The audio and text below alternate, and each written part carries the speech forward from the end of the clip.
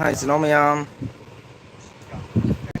Maya ngasi nusaje kamai kamai taunarige ado ai program chetatmina asise ai ngan ngasi live tharage nusa saabni thokdre nusa yam sai aduna ai sinau mayamga mari ngak sanage ngarang su nang live tharaga ne jadadra su bisa aduna nusirbe sinau mayam ko hanganatana ujre ba lb sida sinau ngalak yo wari bata sanase aduga no sinau kana ngal mataragadi like share subscribe to mi thanjage sinau kana support to minase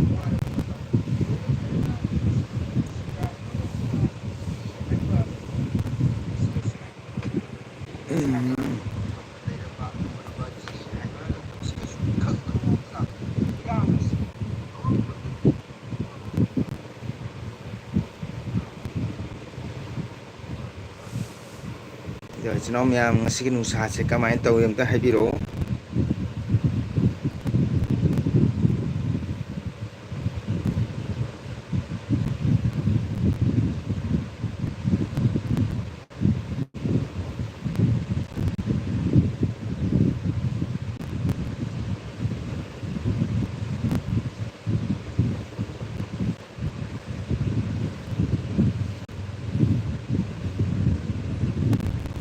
nusaje yam kalle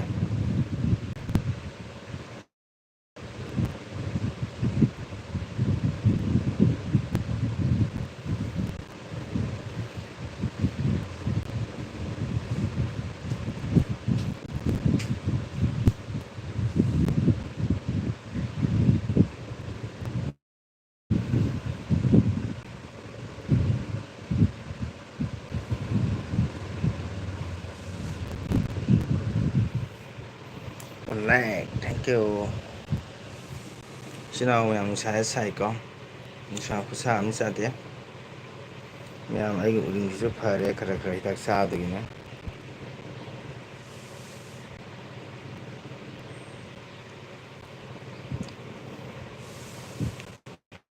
like ani sure thank you ai like ani sure kana no sinau comment thambiramu nusirbe sinau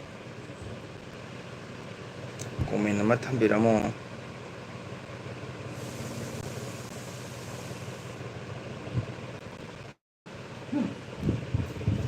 nusa jam sai আজকে বেজান গরম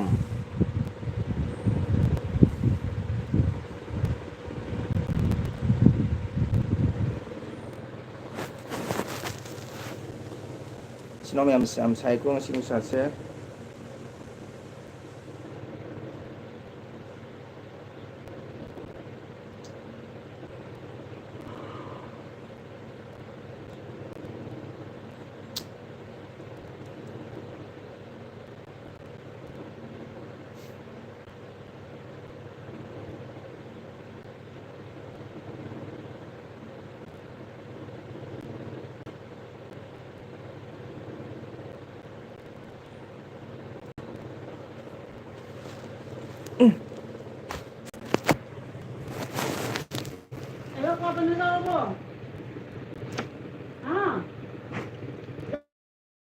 mayam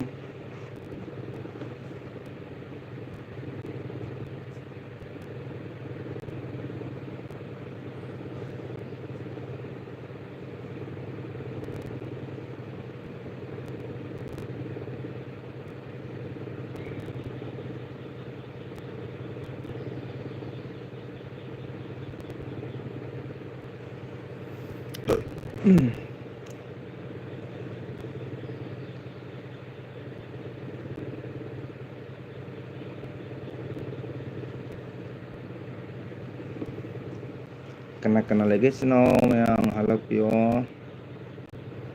wari tengah sanasi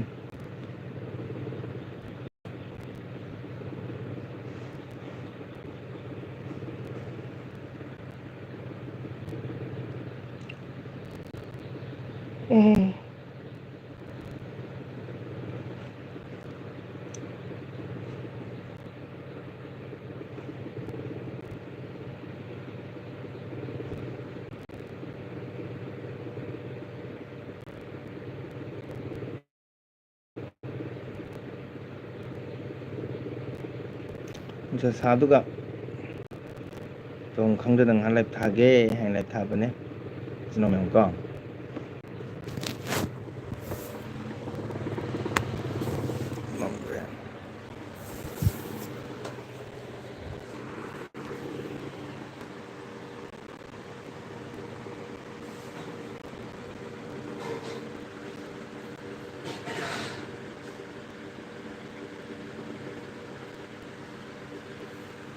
ꯅꯨꯡꯁꯥ ꯌꯥꯝ ꯁꯥꯏꯌꯦ ꯅꯨꯡꯁꯥ ꯌꯥꯝ ꯁꯥꯏꯌꯦ ꯏꯆꯤꯟ ꯏꯅꯥꯎ ꯃꯌꯥꯝ बेसी गरम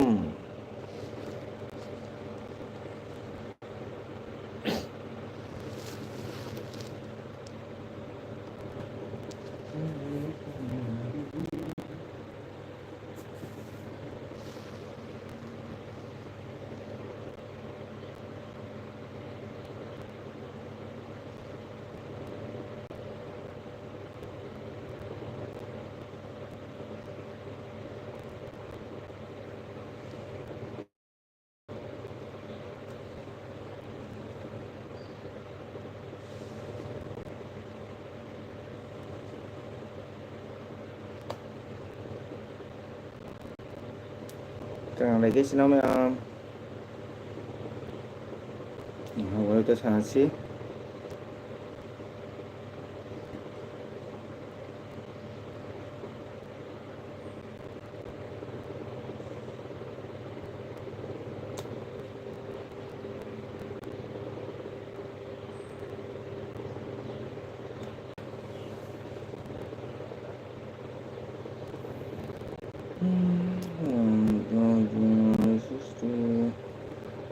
ô ấy cái nào siêu cái sân ngày vừa brother ngày đi chắc chadri nang chắc charabo nang nahan sulami brother na ko patadre ngasi Sunday ni na room dali ramani ko nang chai sing charabo kisan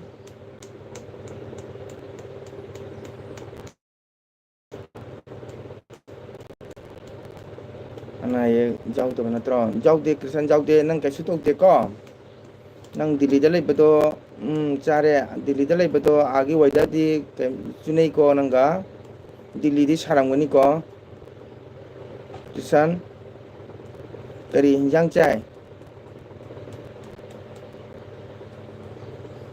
aisu kaisu tok de ado yum de mama da phone to bro contact phone bro mama ga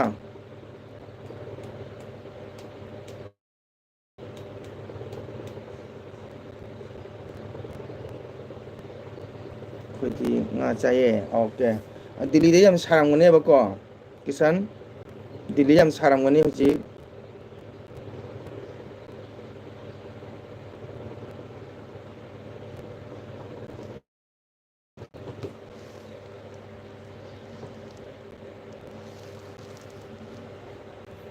hoji maga wari sa kare mama de kem tok de ko ichan su kem tok de ko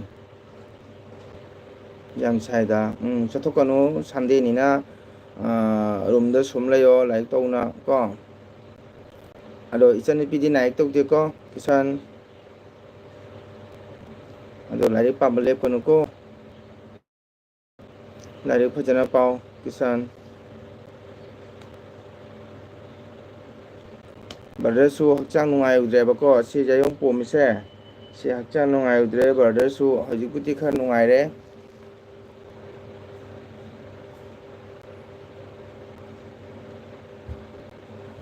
hoi hoi yum da nai jau de ti teng ka ti jam phai nang hoji room da kai tori ge tumi ra larik pari ra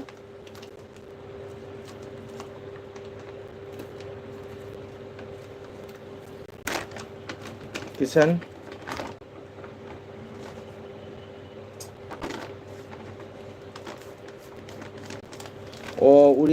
uring mumba ko duga badana khutling manna khutna shogai ru re ba mdagi henjan gi drane yam chawna pomamme ko dadi homeopathic ki homeo hidak cha badagi hoji kangjale hoji phare da ngai bi ngai da ko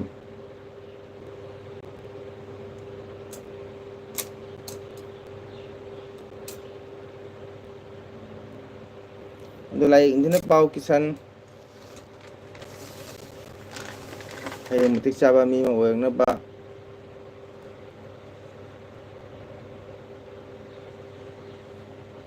ꯍꯌꯦꯡ ꯏꯅꯥꯎꯅ ꯗꯤꯜꯂꯤꯗꯩ ꯊꯣꯔꯛꯄꯗ ꯃꯅꯤꯄꯨꯔ ꯏꯌꯥꯔꯄꯣꯔꯠꯇ ꯃꯌꯥꯝꯅ welcome ꯇꯧꯅꯕ, ꯃꯤꯗꯤꯌꯥꯗ ꯃꯁꯛ ꯈꯪꯍꯟꯅꯕ ꯂꯥꯏꯔꯤꯛ ꯏꯟꯊꯤꯅ ꯄꯥꯎꯀꯣ. ꯁꯤꯃ ꯇꯝꯃꯛꯄ ꯍꯥꯏꯕꯁꯤꯗꯤ ꯌꯥꯝꯅ ꯂꯨꯏ ꯀꯣ, ꯌꯥꯝꯅ ꯂꯥꯏꯊꯣꯛꯄ ꯌꯥꯗꯦ ꯀꯤꯁꯟ.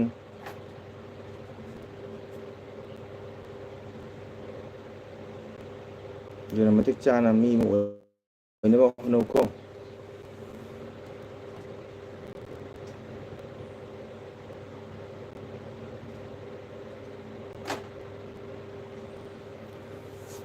ꯍꯧꯖꯤꯛꯇꯤ ꯔꯨꯝꯗ ꯃꯤ ꯀꯌꯥ ꯂꯩ ꯀꯤꯁꯟ? ꯉꯁꯤꯗꯤ ꯑꯩꯒꯤ ꯕꯥꯔꯗꯦꯅꯤ, ꯑꯗꯨꯅ ꯃꯤ ꯌꯥꯝꯅ ꯂꯥꯡꯉꯦ.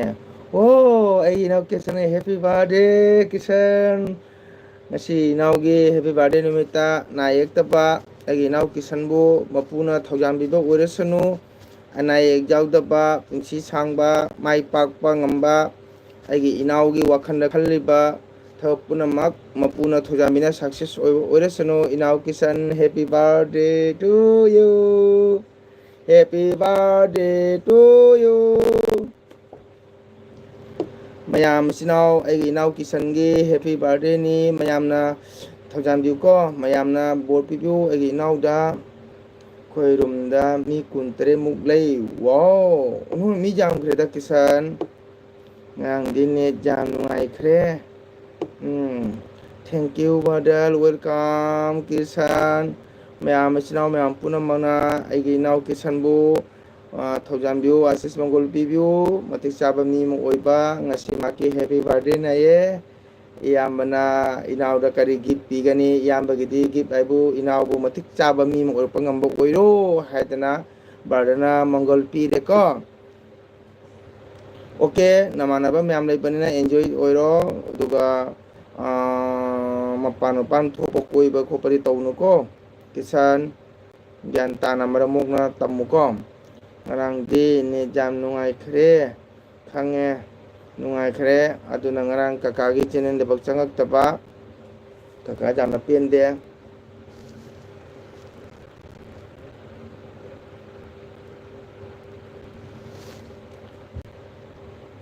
ꯑꯗꯨꯅ ꯉꯔꯥꯡ ꯀꯀꯥꯒꯤ ꯆꯦꯅꯦꯜꯗ ꯆꯪꯉꯛꯇꯕ ꯌꯥꯝ ꯄꯦꯟꯗꯦ.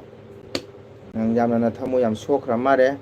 ꯐꯔꯦ, ꯃꯇꯨꯡꯗ ꯍꯥꯏꯖꯔꯔꯣꯏ, ꯉꯥꯡꯁꯨ ꯉꯥꯡꯖꯔꯔꯣꯏ. ꯑꯩꯅ ꯑꯗꯨꯝ ꯅꯨꯡꯁꯤꯅ ꯍꯥꯏꯕꯒꯤ ꯄꯤꯗ꯭ꯔꯁꯨ ꯕ꯭ꯔꯗꯔꯒꯤ ꯊꯧꯖꯥꯜꯗꯨꯅ ꯄꯦꯜꯂꯦ ꯑꯩꯗꯤ. ꯋꯥꯎ, ꯃꯪꯒꯣꯜ ꯑꯣꯏꯌꯨꯀꯣ. ꯃꯇꯤꯛ ꯆꯥꯕ ꯃꯤ ꯑꯃ ꯑꯣꯏꯔꯁꯅꯨ. ꯏꯅꯥꯎꯕꯨ ꯃꯄꯨꯗ ꯏꯌꯥꯝꯕꯅ ꯊꯧꯅꯤꯖꯒꯦ ꯀꯣ.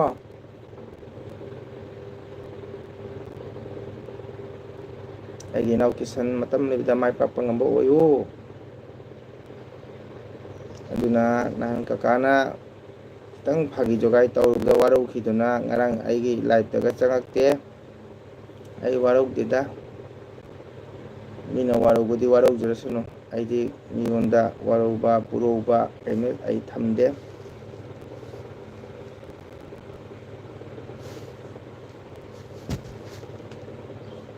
ꯋꯥꯔꯧꯕꯗꯨꯗꯤ ꯏꯆꯟꯅ ꯈꯪꯈ꯭ꯔꯦ. ꯑꯩꯁꯨ ꯈꯪꯉꯦ, ꯃꯇꯨꯡꯗ ꯐꯥꯒꯤ ꯇꯧꯕ ꯌꯥꯗꯦꯅ ꯍꯥꯏꯕꯗꯣ ꯑꯩꯁꯨ ꯈꯪꯉꯦ. ꯑꯩꯗꯤ ꯊꯃꯣꯏ ꯌꯥꯝ ꯅꯨꯡꯁꯤꯅ ꯇꯧꯖꯕꯅꯤꯀꯣ.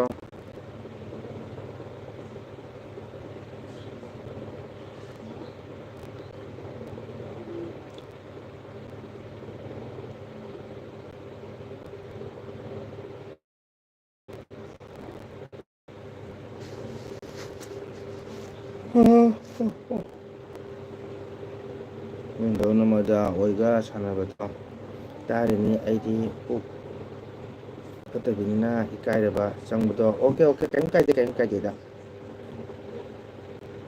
ꯑꯩꯅ ꯏꯆꯟꯗ ꯄꯨꯛ ꯐꯠꯇꯕꯁꯨ ꯍꯥꯏꯈꯤꯗꯦ, ꯐꯠꯇꯕꯁꯨ ꯍꯥꯏꯈꯤꯕ ꯂꯩꯇꯦ. ꯅꯍꯥꯟ ꯑꯩꯅ ꯑꯗꯨꯛ ꯐꯖꯅ ꯍꯥꯏꯔꯃꯛꯇꯗꯁꯨ ꯍꯧꯖꯤꯛꯁꯨ ꯋꯥꯔꯧꯔꯝꯃꯤ. ꯋꯥꯔꯧꯕꯗꯨꯗꯤ ꯅꯪꯅ ꯈꯪꯈ꯭ꯔꯦ. ꯀꯀꯥꯗꯤ ꯊꯃꯣꯏ ꯇꯤꯡꯅ ꯅꯨꯡꯁꯤꯗꯅ ꯀꯣ ꯍꯥꯏꯖꯕꯅꯤ ꯑꯩꯒꯤ ꯂꯥꯏꯐꯇ ꯑꯩꯒꯤ LPꯗ ꯃꯇꯝ ꯄꯨꯝꯕꯗ ꯀꯣ ꯄꯨꯡ 2 ꯄꯨꯡ 1 ꯂꯩꯗꯅ ꯀꯀꯥꯕꯨ ꯁꯞꯄꯣꯔꯠ ꯇꯧꯕꯗꯨꯒ ꯍꯔꯥꯎꯃꯟꯒꯦꯅ ꯏꯆꯤꯟ ꯑꯗꯨ ꯐꯥꯒꯤ ꯅꯨꯡꯁꯤꯃꯟꯒꯤꯗ ꯐꯥꯒꯤ ꯇꯧꯕꯅꯤ ꯑꯗꯨ ꯅꯪꯅ ꯊꯃꯣꯏ ꯁꯣꯛꯅ ꯅꯨꯡꯉꯥꯏꯇꯕꯅꯤꯅ ꯅꯪꯅ ꯈꯪꯈ꯭ꯔꯦ ꯁꯤꯗꯩꯗꯤ ꯑꯩ ꯍꯥꯏꯁꯨ ꯍꯥꯏꯔꯔꯣꯏ ꯃꯤꯅ ꯊꯃꯣꯏ ꯅꯨꯡꯉꯥꯏꯇꯕ ꯃꯤꯅ ꯊꯃꯣꯏ ꯁꯣꯛꯄ ꯑꯩꯅ ꯍꯥꯏꯔꯨꯕ ꯀꯧꯕꯅꯤꯅ ꯑꯩꯅ ꯁꯣꯏꯈ꯭ꯔꯦ ꯑꯗꯨꯃꯥꯏꯅ ꯁꯥꯎꯅꯁꯨ ꯈꯜꯂꯨꯗꯕꯗꯣ ꯑꯩꯅꯀꯣ ꯌꯥꯝ ꯅꯨꯡꯁꯤꯕ ꯏꯆꯟꯅꯤ ꯍꯥꯏꯅ ꯈꯟꯖꯔꯨꯕ ꯌꯥꯝꯅ ꯊꯃꯣꯏ ꯁꯣꯛꯑꯝꯃꯦ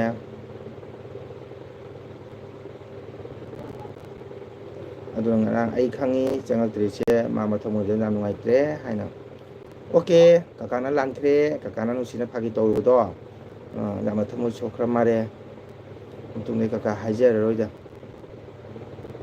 ꯌꯥꯔꯦꯀꯣ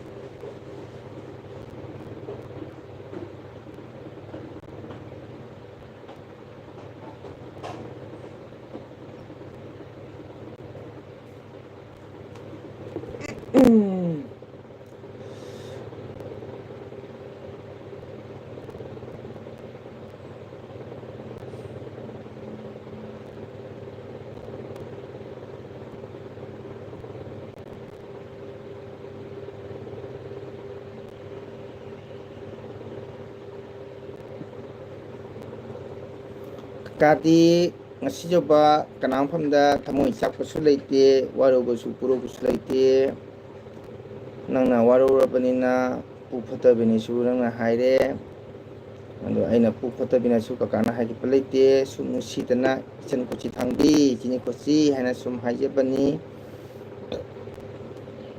ꯑꯗꯨꯅ ꯉꯔꯥꯡ ꯑꯩꯒꯤ LPꯗ ꯆꯪꯉꯛꯇꯕꯗ ꯑꯩ ꯁꯨꯝ ꯈꯪꯉꯦ ꯃꯥ ꯅꯍꯥꯟ ꯋꯥꯔꯧꯈ꯭ꯔꯦ ꯌꯥꯝꯅ ꯑꯩꯅ ꯌꯥꯝꯅ ꯔꯤꯀ꯭ꯋꯦꯁ ꯇꯧꯖꯈꯤꯕꯅꯤ ꯑꯩ ꯋꯥꯔꯧꯗꯦ ꯀꯀꯥ ꯁꯣꯏꯗꯅ ꯂꯥꯛꯀꯅꯤ ꯍꯥꯏꯅ ꯆꯪꯉꯛꯇꯕꯗꯨꯅꯗꯤ ꯆꯤꯝꯕꯥꯟꯗ ꯁꯨꯝ ꯍꯥꯏꯕ ꯑꯣꯏꯔꯝꯃꯦ ꯋꯥꯔꯧꯗꯦ ꯍꯥꯏꯗꯅ ꯀꯀꯥ ꯀꯩꯁꯨ ꯋꯥꯔꯧꯗꯦꯗ ꯑꯩ ꯊꯃꯣꯏꯗ ꯆꯥꯛꯄꯁꯨ ꯂꯩꯖꯗꯦ ꯑꯩꯗꯤ ꯌꯥꯝꯅ ꯅꯨꯡꯁꯤꯔꯨꯕꯗꯨꯅ ꯅꯍꯥꯟꯉꯩ ꯍꯥꯏꯄꯣꯟꯇꯦꯀꯣ ꯅꯍꯥꯟꯇꯅꯤꯀꯣ ꯌꯥꯝ ꯅꯨꯡꯁꯤꯕꯤ ꯏꯆꯟ ꯅꯨꯡꯁꯤꯕꯤ ꯍꯥꯏꯅ ꯍꯥꯏꯔꯨꯕꯅꯤꯀꯣ ꯑꯗꯣ ꯁꯣꯏꯈ꯭ꯔꯦ ꯑꯗꯨꯅ ꯃꯊꯪꯗꯨꯒ ꯄꯦꯟꯗꯕ ꯀꯧꯕꯅꯤꯅ ꯑꯗꯣ ꯉꯔꯥꯡ ꯆꯪꯉꯛꯇꯕꯅꯤ ꯑꯗꯨꯃꯥꯏꯅ ꯑꯩꯗꯤ ꯊꯃꯣꯏ ꯌꯥꯝ ꯇꯤꯡꯕ ꯃꯤ ꯃꯥꯜꯂꯦꯅ ꯈꯜꯂꯨꯕꯅꯦ ꯑꯗꯣ ꯊꯃꯣꯏꯗꯣ ꯌꯥꯝꯅ ꯀꯜꯂꯝꯃꯦ ꯑꯗꯣ ꯈꯜꯂꯝꯃꯗꯤ ꯑꯩꯁꯨ ꯍꯥꯏꯔꯝꯃꯣꯏꯗꯕ ꯃꯇꯝ ꯆꯨꯞꯄꯤꯕ ꯁꯨꯝ ꯍꯥꯏꯅ ꯂꯥꯛꯄꯅꯤ ꯑꯗꯣ ꯉꯔꯥꯡꯗꯤ ꯑꯩꯁꯨ ꯅꯦꯠꯁꯨ ꯅꯨꯡꯉꯥꯏꯇꯕꯒ ꯑꯗꯒꯤ ꯏꯆꯟꯅꯒ ꯆꯪꯉꯛꯇꯕꯒ ꯑꯩꯒꯤ ꯊꯣꯡꯅꯤꯡꯕꯒ ꯊꯣꯡ ꯇꯦꯛꯄꯒ ꯃꯥꯟꯅꯈ꯭ꯔꯦ ꯑꯩꯁꯦ ꯁꯨꯝ ꯂꯣꯏꯁꯜꯂꯦ ꯀꯩꯝ ꯀꯥꯏꯗꯦꯗ ꯃꯤꯅ ꯊꯃꯣꯏ ꯁꯣꯛꯄ ꯅꯨꯡꯉꯥꯏꯇꯕ ꯄꯦꯟꯗꯕ ꯁꯨꯃꯥꯏꯅ ꯌꯥꯝꯅ ꯄꯥꯜꯂꯝꯒꯅꯤ ꯍꯥꯏꯕꯁꯦ ꯈꯜꯂꯨꯗꯕꯀꯣ ꯑꯩꯅ ꯅꯨꯡꯁꯤꯃꯟꯈꯤꯗꯅ ꯏꯆꯟꯅꯦꯅ ꯀꯩꯅꯣ ꯇꯧꯖꯔꯨꯕ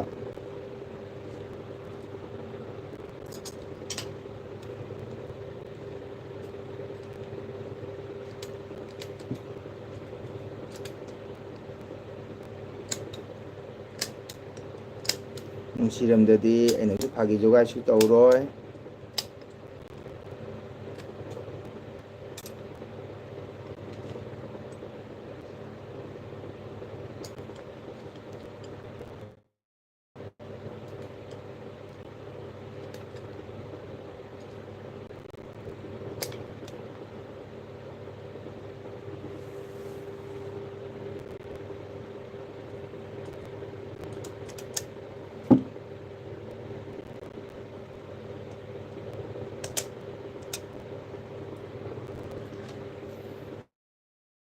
ꯃꯌꯥꯝ ꯅꯨꯡꯁꯥ ꯁꯥꯃꯟꯈꯤꯗꯅ ꯅꯨꯡꯁꯥ ꯁꯥꯈꯩꯁꯦ ꯌꯥꯝ ꯋꯥꯒꯜꯂꯦ ꯑꯗꯨꯅ ꯉꯥꯏꯍꯥꯛ ꯂꯥꯏꯐ LBꯁꯦ ꯋꯥꯔꯤ ꯁꯥꯟꯅꯒꯦꯅ ꯁꯨꯝ ꯏꯆꯤꯟ ꯏꯅꯥꯎ ꯃꯌꯥꯝꯒ ꯋꯥꯔꯤ ꯁꯥꯟꯅꯕꯅꯤꯀꯣ ꯑꯩꯗꯤ ꯁꯨꯝꯕ ꯃꯇꯝꯁꯦ LB ꯊꯥꯒꯟꯗꯦ ꯁꯨꯝ ꯐꯝꯗꯅ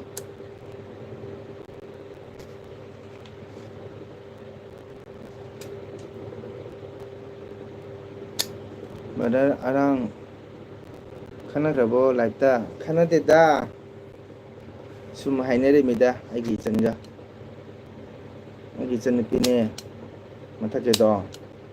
ꯅꯍꯥꯟ ꯁꯨꯝ ꯐꯥꯒꯤ ꯖꯣꯒꯥꯏ ꯇꯧꯅꯕꯅꯤꯗ, ꯑꯗꯨꯒꯤꯅꯦ.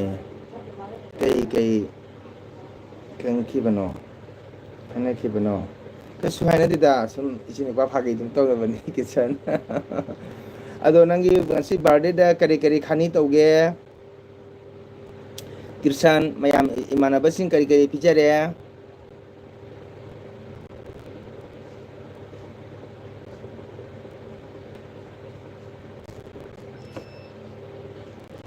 ꯑꯗꯣ ꯀꯤꯁꯟꯅ ꯂꯩꯔꯤꯕ ꯔꯨꯝꯁꯦ ꯃꯤꯗꯤ ꯌꯥꯝꯃꯤꯀꯣ. ꯏꯃꯥꯟꯅꯕꯁꯤꯡ ꯀꯔꯤ ꯀꯔꯤ ꯄꯤꯖꯔꯒꯦ? ꯀꯔꯤ ꯀꯔꯤ ꯆꯥꯛ ꯏꯁꯤꯡ ꯍꯣꯠꯅꯒꯦ? ꯌꯦꯟ ꯁꯥ ꯊꯣꯡꯕ꯭ꯔꯣ? ꯀꯤꯁꯟ,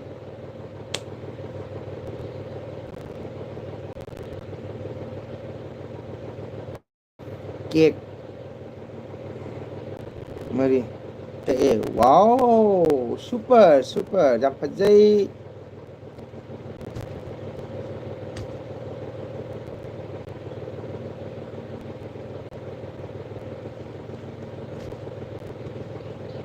ꯌꯦꯟ ꯀꯦꯖꯤ 9 ꯈꯣꯡꯉꯦ ꯑꯗꯨꯒ ꯄꯥꯡꯊꯣꯛꯀꯦ.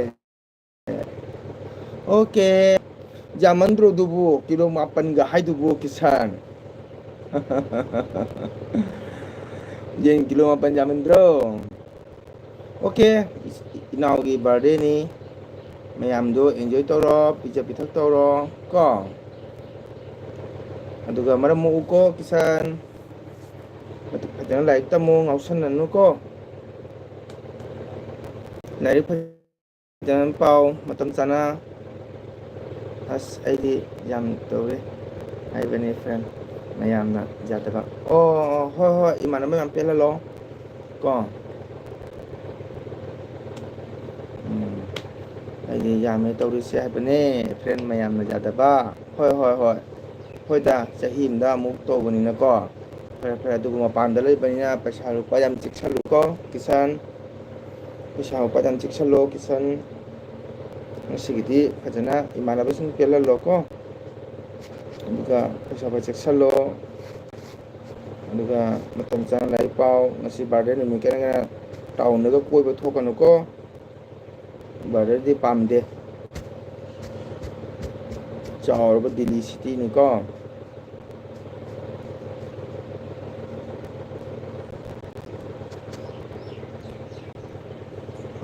ꯀꯤꯔꯁꯟ, ꯔꯦꯕꯤꯇꯥꯅ ꯍꯥꯏꯔꯦ ꯅꯆꯦꯁꯨ ꯂꯥꯛꯄ ꯌꯥꯒꯗ꯭ꯔꯣ ꯍꯥꯏꯅ ꯍꯥꯏꯔꯦ. ꯀꯤꯁꯟ ꯇꯥꯕ꯭ꯔꯥ? ꯑꯝꯇꯪ ꯈꯨꯝꯃꯣ. ꯆꯤꯆꯦ ꯔꯦꯕꯤꯇꯥꯅ ꯅꯆꯦꯁꯨ ꯂꯥꯛꯄ ꯌꯥꯒꯗ꯭ꯔꯥ ꯍꯥꯏꯅ ꯍꯥꯏꯔꯦ.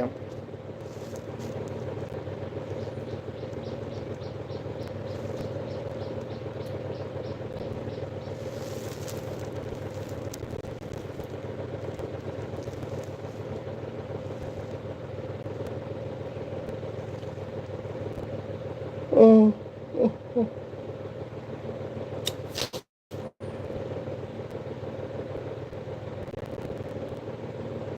ꯏꯅꯥꯎ ꯅꯆꯦꯅ ꯆꯪꯂꯛꯄ ꯀꯀꯥꯅ ꯌꯥꯝ ꯋꯥꯔꯧꯔꯦ. ꯀꯀꯥꯅ ꯅꯪꯅ ꯋꯥꯔꯧꯏ ꯍꯥꯏꯈ꯭ꯔꯕ ꯅꯉꯣꯟꯗ? ꯔꯦꯕꯤꯇꯥ, ꯀꯀꯥꯅ ꯅꯪꯅ ꯋꯥꯔꯧꯏ ꯍꯥꯏꯈ꯭ꯔꯕ ꯍꯥꯏꯕ? ꯀꯤꯁꯟ ꯂꯩꯔꯤꯕ꯭ꯔꯥ? ꯏꯆꯦ ꯔꯦꯕꯤꯇꯥꯅ ꯃꯥꯁꯨ ꯂꯥꯛꯀꯦ ꯍꯥꯏꯌꯦ ꯏꯅꯥꯎꯒꯤ ꯕꯥꯔꯗꯦꯗꯣ. ꯀꯤꯁꯟ,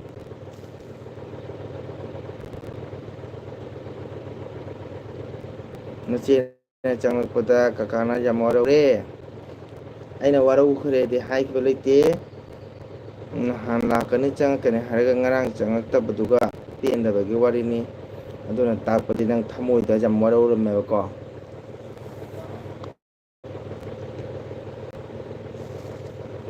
ꯑꯩꯗꯤ ꯏꯆꯟꯗ ꯑꯦꯜꯕꯤꯗ ꯁꯨꯝ ꯄꯨꯡꯍꯥꯏ ꯍꯥꯏꯕ ꯅꯠꯇꯦ. ꯏꯆꯟꯕꯨ ꯌꯥꯝ ꯅꯨꯡꯁꯤꯅ ꯍꯥꯏꯕꯅꯤ.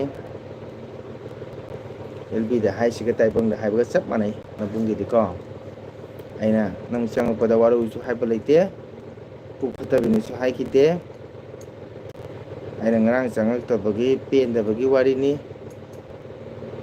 ꯑꯩ ꯉꯔꯥꯡ ꯃꯌꯥꯝꯗ ꯍꯥꯏ ꯑꯩꯒꯤ ꯏꯆꯟꯅꯨꯄꯤꯗ ꯆꯪꯉꯛꯇꯦ ꯉꯁꯤ ꯃꯥ ꯆꯪꯉꯛꯀꯅꯤ ꯍꯥꯏꯕꯅꯤ ꯂꯥꯏꯛ ꯑꯃꯗꯤ ꯃꯥꯛꯀꯤ ꯃꯥꯜꯂꯤ ꯑꯩ ꯍꯥꯏꯈꯤꯕꯅꯤ ꯅꯪꯅ ꯇꯥꯔꯝꯗꯕꯗꯤ ꯍꯥꯏꯕ ꯉꯝꯗ꯭ꯔꯦ ꯀꯤꯁꯟ ꯂꯩꯔꯤꯕꯣ ꯊꯣꯛꯈ꯭ꯔꯕꯣ ꯆꯤꯆꯦ ꯔꯕꯤꯇꯥꯅ ꯏꯅꯥꯎꯒꯤ ꯕꯥꯔꯗꯦꯗ ꯂꯥꯛꯀꯦ ꯍꯥꯏꯌꯦ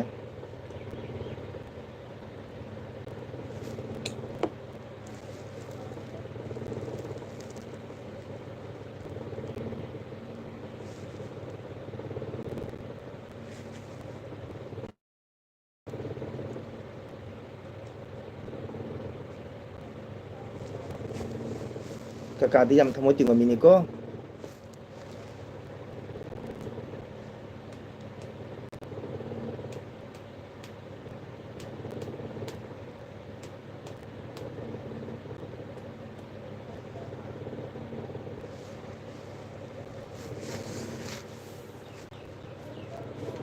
ꯀꯤꯁꯟ ꯂꯩꯔꯤꯕꯣ ꯀꯤꯁꯟ ꯑꯩ ꯏꯅꯥꯎꯁꯦ ꯃꯃꯥꯟꯅꯕ ꯃꯌꯥꯝꯒ ꯄꯥꯔꯇꯤꯗ ꯑꯦꯟꯖꯣꯏ ꯇꯧ ꯂꯩꯔꯦ ꯇꯥꯗ꯭ꯔꯦ ꯆꯟꯗ꯭ꯔꯕꯤꯇꯥ ꯋꯥꯔꯧꯔꯨꯅꯨ ꯃꯃꯥꯟꯅꯕ 24 ꯅꯌꯦ ꯕꯥꯔꯗꯦꯗ ꯂꯥꯛꯏꯁꯦ ꯑꯗꯨꯒꯤ ꯃꯥ ꯃꯣꯏ ꯆꯥꯅꯕ ꯊꯛꯅꯕ ꯃꯌꯥꯝ ꯍꯣꯠꯅꯔꯤ ꯃꯥꯜꯂꯦꯀꯣ ꯑꯗꯨꯅ ꯃꯥ ꯇꯥꯗ꯭ꯔ ꯃꯥꯜꯂꯦ ꯃꯥ ꯇꯥꯔꯗꯤ ꯍꯦꯛꯇ ꯀꯣꯃꯦꯟ ꯍꯜꯂꯛꯄꯅꯤ ꯑꯗꯨ ꯋꯥꯔꯧꯔꯨꯅꯨ ꯏꯅꯥꯎꯗ ꯏꯆꯟ ꯅꯨꯡꯁꯤꯕꯤ ꯆꯥꯛ ꯆꯥꯔꯕꯣ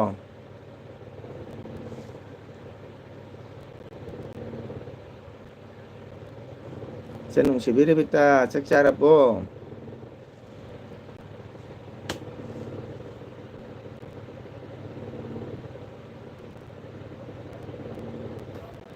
ꯉꯍꯥꯟ ꯍꯥꯏꯈꯤ ꯀꯀꯥꯅ ꯅꯃꯗꯥꯗ ꯀꯩ ꯍꯥꯏꯕ ꯏꯆꯟ ꯅꯨꯡꯁꯤꯕꯤ ꯆꯥꯛ ꯆꯥꯔꯕꯣ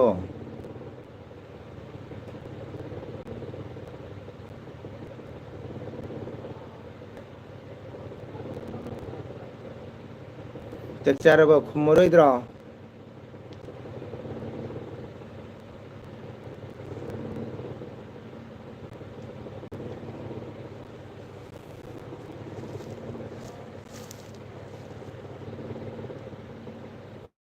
ꯔꯕꯤꯇꯥ ꯆꯥꯛ ꯆꯥꯔꯕꯣ ꯈꯨꯝꯃꯔꯣꯏꯗ꯭ꯔꯣ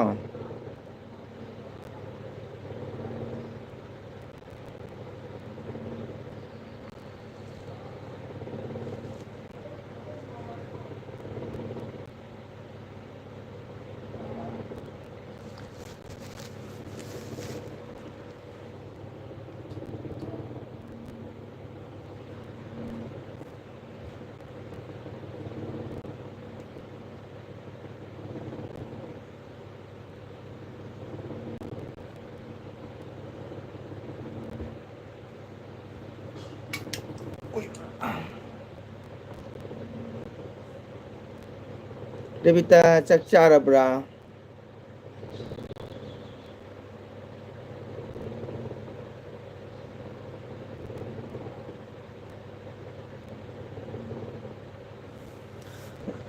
ꯑꯩꯅ ꯍꯪꯉꯤꯁꯦ ꯆꯥꯛ ꯆꯥꯔꯕ ꯍꯪꯉꯤꯕꯅꯤ ꯅꯪ ꯋꯥ ꯌꯥꯝ ꯃꯈꯥ ꯁꯝꯊꯔꯛꯀꯅꯨ ꯉꯥꯏꯈꯣꯕ ꯇꯥꯆꯧꯒ ꯇꯤꯟꯅꯒꯦꯔꯥ ꯇꯤꯟꯅꯔꯣꯏꯔꯥ ꯄꯨꯜꯂꯝꯒꯦꯔꯥ ꯄꯨꯜꯂꯝꯃꯣꯏꯔꯥ ꯑꯩꯅ ꯏꯆꯟ ꯅꯨꯡꯁꯤꯕꯤ ꯍꯥꯏꯅ ꯀꯧꯔꯤꯗꯨꯕꯨ ꯀꯩꯗꯧꯕꯩ ꯃꯔꯝꯒꯤꯅꯣꯕ ꯇꯥꯆꯧꯒ ꯇꯤꯟꯅꯒꯦꯔꯥ ꯇꯤꯟꯅꯔꯣꯏꯔꯥ ꯇꯤꯟꯅꯕꯁꯨ ꯑꯣꯏꯔꯁꯅꯨ ꯇꯤꯟꯅꯔꯣꯏꯗꯕꯁꯨ ꯑꯣꯏꯔꯁꯅꯨ ꯑꯗꯣ ꯑꯩꯅ ꯅꯨꯡꯁꯤꯅ ꯏꯆꯟ ꯍꯥꯏꯅ ꯀꯧꯔꯤꯁꯤꯕꯨ ꯅꯨꯡꯁꯤꯗ꯭ꯔ ꯀꯧꯒꯗ꯭ꯔꯥ ꯍꯥꯏꯕ ꯍꯥ ꯅꯪꯅ ꯉꯔꯥꯡ ꯂꯥꯏꯔꯤꯛ ꯄꯤꯔꯛꯄꯗꯣ ꯑꯩꯗꯤ ꯍꯥꯏꯗ꯭ꯔꯣ ꯃꯌꯥꯝꯗ ꯑꯩ ꯂꯥꯏꯔꯤꯛꯁꯦ ꯑꯃ ꯑꯩ ꯏꯆꯟ ꯔꯕꯤꯇꯥ ꯃꯥꯜꯂꯦ ꯍꯥꯏꯅ ꯅꯪꯅ ꯆꯪꯉꯛꯇꯕꯗꯨꯒꯅꯤ ꯀꯀꯥ ꯌꯥꯝꯅ ꯊꯃꯣꯏ ꯁꯥꯎꯔꯤ ꯊꯃꯣꯏꯗ ꯋꯥꯔꯧꯔꯤꯁꯤꯀꯣ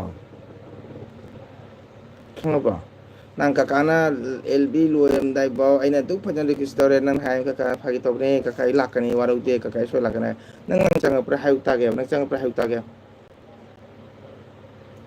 ꯆꯥꯗ꯭ꯔꯤ ꯊꯣꯡꯂꯒꯦ ꯇꯧꯔꯤ ꯏꯃꯥ ꯀꯩꯅꯣꯅꯦ ꯄꯨꯡ 12:30 ꯇꯥꯗꯣꯔ ꯊꯣꯡꯒꯦ ꯇꯧꯔꯤꯁꯤꯕꯨ ꯆꯥꯗ꯭ꯔꯤ ꯀꯀꯥꯁꯨ ꯆꯥꯗ꯭ꯔꯤ ꯉꯥꯏꯈꯣ ꯅꯣꯡꯃ ꯎꯅꯅꯤꯗꯅ ꯄꯨꯁꯀꯥꯒꯤ ꯄꯨꯔꯤꯗꯣ ꯅꯌꯥꯔ ꯐꯥꯔꯒ ꯅꯝꯖꯟꯒꯦ 4-5 ꯑꯃꯨꯛꯇ ꯄꯨꯁꯀꯥꯗꯣ ꯃꯨꯗ꯭ꯔꯥꯄꯨꯜꯗ ꯕꯤꯍꯥꯔꯤꯅ ꯌꯣꯟꯕꯗꯣ ꯃꯈꯨꯠꯇ ꯀꯩꯝ ꯎꯞꯇꯕꯤꯗ ꯑꯗꯨ ꯄꯨꯁꯀꯥ ꯄꯥꯏꯅ ꯌꯥꯗꯨꯒ ꯃꯔꯤ ꯃꯉꯥ ꯅꯝꯊꯒꯦ ꯒꯤꯠ ꯒꯤꯠ ꯂꯥꯎꯅ ꯉꯥꯏꯈꯣ ꯅꯣꯡꯃꯗꯤ ꯎꯅꯅꯤꯗꯅ ꯄꯨꯁꯀꯥꯗꯣ ꯅ ꯌꯥꯗ ꯃꯔꯤ ꯃꯉꯥ ꯅꯝꯁꯟꯒꯦ ꯉꯥꯏꯈꯣ ꯅꯪ ꯏꯕꯨꯡ ꯑꯣꯏꯅ ꯈꯟꯒꯦꯔꯥ ꯈꯜꯂꯣꯏꯔꯥ ꯈꯜꯂꯤꯁꯨ ꯍꯥꯏꯈꯤꯗꯦ ꯈꯟꯒꯅꯨꯁꯨ ꯍꯥꯏꯈꯤꯗꯦ ꯑꯩꯅ ꯅꯨꯡꯁꯤꯃꯟꯈꯤꯗꯨꯅ ꯏꯆꯟ ꯍꯥꯏꯅ ꯀꯧꯔꯦꯕ ꯑꯗꯨꯗꯤ ꯅꯪꯅ ꯅꯨꯡꯁꯤꯐꯝ ꯊꯣꯛꯇ꯭ꯔꯥ ꯍꯥꯏꯕ ꯇꯥꯒꯦꯕ ꯑꯗꯨꯗꯤ ꯅꯪ ꯉꯥꯡ ꯂꯥꯛꯐꯝ ꯊꯣꯛꯇ꯭ꯔꯥ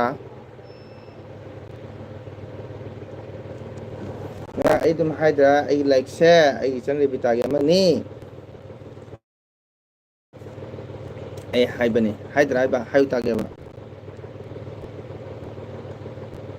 ꯉꯥꯏꯈꯣ ꯅꯪ ꯅꯣꯡ ꯎꯅꯕꯗ ꯄꯨꯁꯀꯥꯗ ꯄꯥꯏꯅ ꯌꯥꯔ ꯃꯔꯤ ꯃꯉꯥ ꯅꯝꯁꯟꯒꯦ ꯒꯤꯠ ꯒꯤꯠ ꯂꯥꯎ ꯑꯗꯨꯒ ꯃꯔꯥꯏꯅ ꯐꯖꯔꯅꯤ ꯀꯩ ꯏꯟꯖꯥꯡ ꯊꯣꯡꯗꯣꯏꯅꯣ ꯁꯧꯒ꯭ꯔꯤ ꯊꯣꯡꯗꯣꯏꯔꯥ ꯉꯥꯈꯥ ꯊꯣꯡꯗꯣꯏꯔꯥ ꯍꯩꯅꯥꯀꯣꯡ-ꯉꯥꯡꯕꯤꯒ ꯔꯦꯕꯤꯇꯥ ꯀꯔꯤ ꯏꯟꯖꯥꯡ ꯊꯣꯡꯗꯣꯏꯅꯣ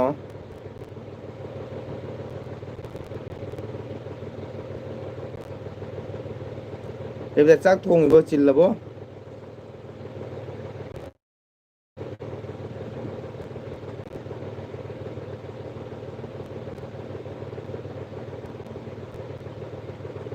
ꯂꯥꯡꯕꯝ ꯃꯣꯍꯦꯟ ꯀꯥ ꯆꯥꯛ ꯆꯥꯔꯕꯣ ꯆꯥꯗ꯭ꯔꯤ ꯃꯣꯍꯦꯟ ꯅꯪ ꯆꯥꯛ ꯆꯥꯔꯕꯣ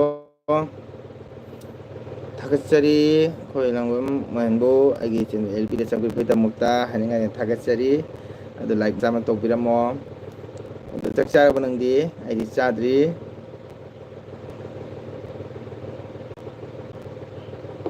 ꯃꯣꯍꯦꯟ ꯅꯪ ꯆꯥꯛ ꯆꯥꯔꯕꯣ ꯑꯩꯗꯤ ꯆꯥꯗ꯭ꯔꯤ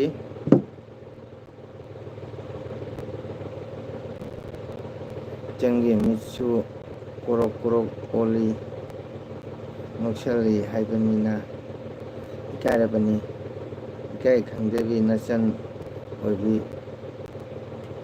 ꯆꯥꯡꯅꯦ ꯁꯤ ꯈꯪꯕ꯭ꯔꯥ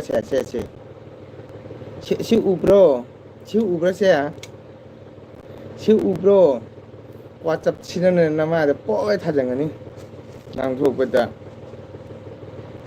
ꯅꯨꯡꯁꯤꯅ ꯍꯥꯏꯕꯗꯨꯕꯨ ꯀꯩꯗꯧꯔꯒꯦꯕ ꯀꯣꯛ ꯀꯣꯛ ꯀꯣꯛ ꯍꯥꯏ ꯑꯣꯜꯂꯦ ꯍꯥꯏꯈ꯭ꯔꯕ ꯑꯩꯅ ꯅꯪꯁꯨ ꯇ꯭ꯔꯥꯎꯕꯅꯤ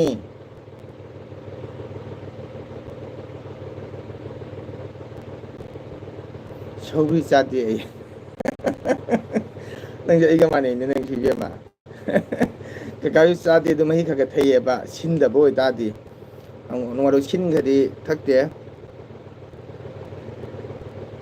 ꯑꯩꯅ ꯅꯨꯡꯁꯤꯅ ꯐꯥꯒꯤ ꯇꯧꯕꯅꯤ ꯀꯩꯅꯣ ꯑꯗꯨꯒ ꯅꯪꯅ ꯑꯗꯨꯝ ꯁꯥꯎꯅꯤ ꯑꯗꯨꯒ ꯅꯪꯅ ꯀꯩꯒꯤ ꯅꯃꯤꯠꯇꯣ ꯀꯣꯔꯣꯛ ꯀꯣꯔꯣꯛ ꯂꯥꯎ ꯑꯣꯜꯂꯦ ꯍꯥꯏꯕ ꯅꯠꯇꯦ ꯅꯃꯤꯠꯇꯣ ꯇꯣꯔꯣꯛ ꯇꯣꯔꯥꯎꯔꯦ ꯍꯥꯏꯕ ꯋꯥꯔꯤꯅꯤ ꯁꯅꯥ ꯁꯧꯒ꯭ꯔꯤ ꯆꯥꯗꯦ ꯑꯩ ꯌꯥꯏ ꯑꯣꯂꯥꯡ ꯊꯥꯗꯤ ꯃꯍꯤ ꯃꯅꯥꯏ ꯈꯔ ꯊꯛꯀꯗꯕꯅꯤ ꯀꯀꯥꯁꯨ ꯆꯥꯒꯟꯗꯦ ꯆꯥꯕꯨꯗꯤ ꯏꯔꯣꯟꯒꯅꯤ ꯏꯃꯥꯒ ꯑꯩꯒꯇꯅꯤ ꯑꯣ ꯏꯃꯥꯒ ꯑꯩꯒꯇꯅꯦ ꯅꯣꯏ ꯇꯥꯆꯧꯗꯤ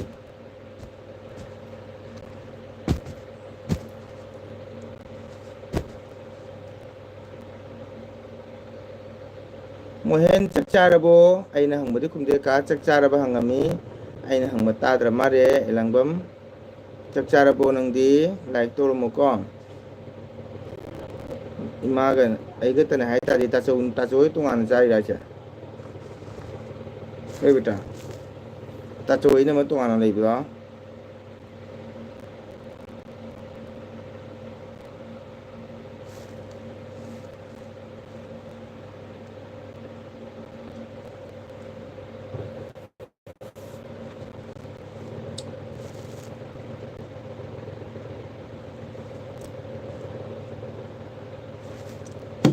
ꯀꯔꯤ ꯏꯔꯣꯟꯗꯣꯏꯅꯣ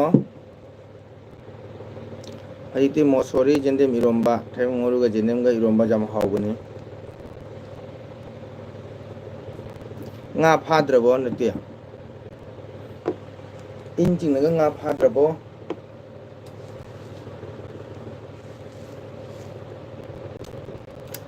ꯔꯦꯕꯤꯇꯥ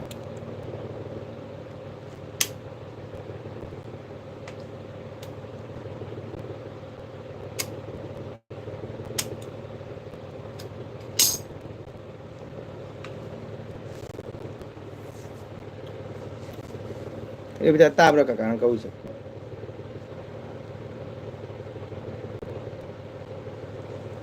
Kakagi mamika nachangi mika kanana limit lau.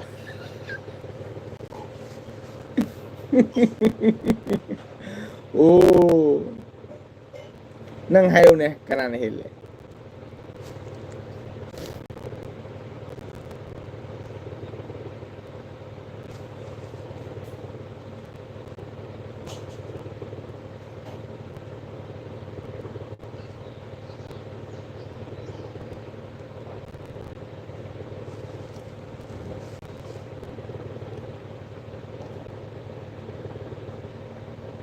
Tacho family barada. Oh, tacho we kai de liba. Hayo ne kakagi mamika nachangi mika kanana hele ni lau. Nang hayo ne kanana hele.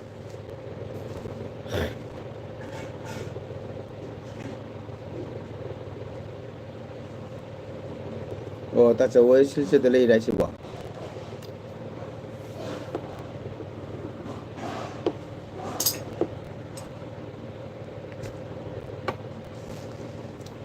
Ibida hayo tagesa. Kakaga nanga lau kana hele. Kakana khara hen mare mi lau bose.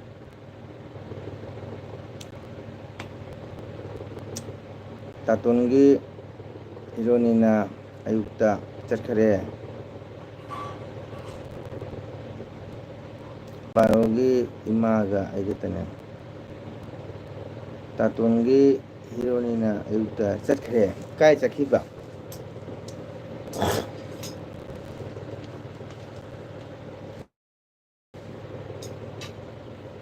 Tatungi hironina. Inam mana try cha. Nangi inam mana try.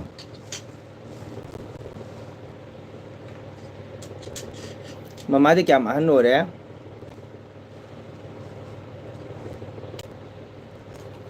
Ibida haro ne kakaga nang se kakana khara lau bra mitse.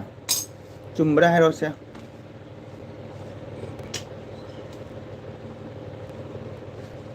Ta jaman chakhra ba.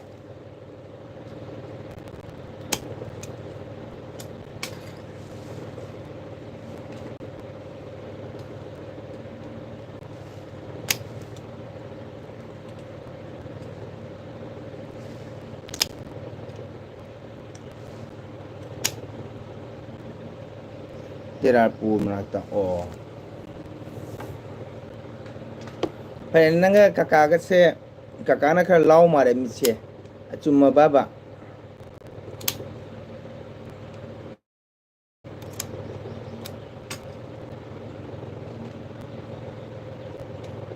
Kakana hele.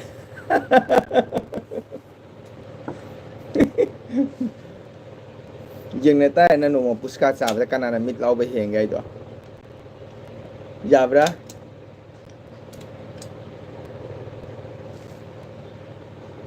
No ma isana pamba puska do. Pija bada yang tare tana isana hembra kakana hembra na.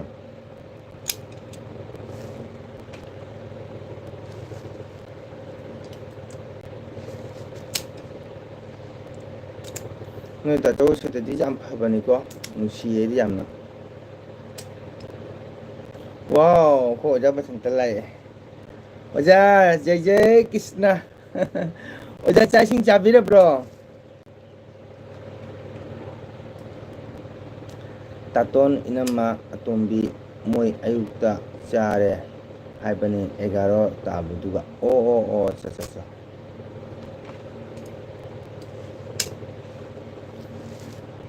Macam sak TV ne. Si khang ba se.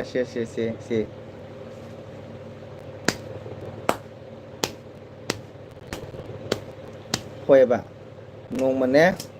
Isana pamba panipuri to puska da pizza raga ne. Duga jenga mi to kana log gen. Simana. RJ Maite, oh my god, RJ Jai Krishna, oh my god, kuireda, ina una taba. Nga mga sidi, ꯅꯨꯡꯁꯥ ꯁꯥꯃꯟꯅ ꯌꯦꯡꯉꯒꯗꯤ ꯉꯥꯛꯇꯪ life ꯊꯥꯒꯦꯅ ꯊꯥꯕꯅꯦ ꯑꯥꯔꯖꯦ ꯅꯥꯌꯦꯛ ꯇꯧꯗꯦꯀꯣ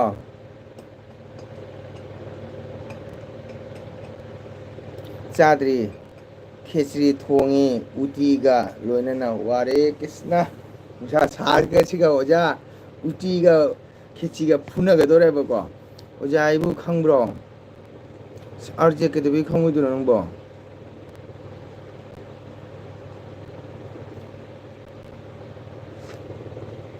ꯉꯥꯏꯈꯣ ꯑꯥꯔꯖꯦꯟ ꯉꯥꯏꯈꯣ ꯅꯪ ꯅꯍꯥꯟ ꯀꯔꯥꯏꯗꯅꯣ ꯑꯩꯕꯨ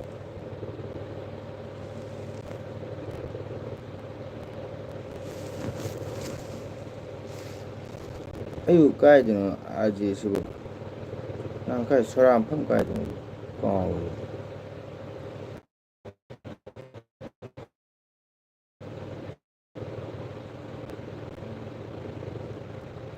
ꯂꯥꯜꯂꯝꯃꯔꯦ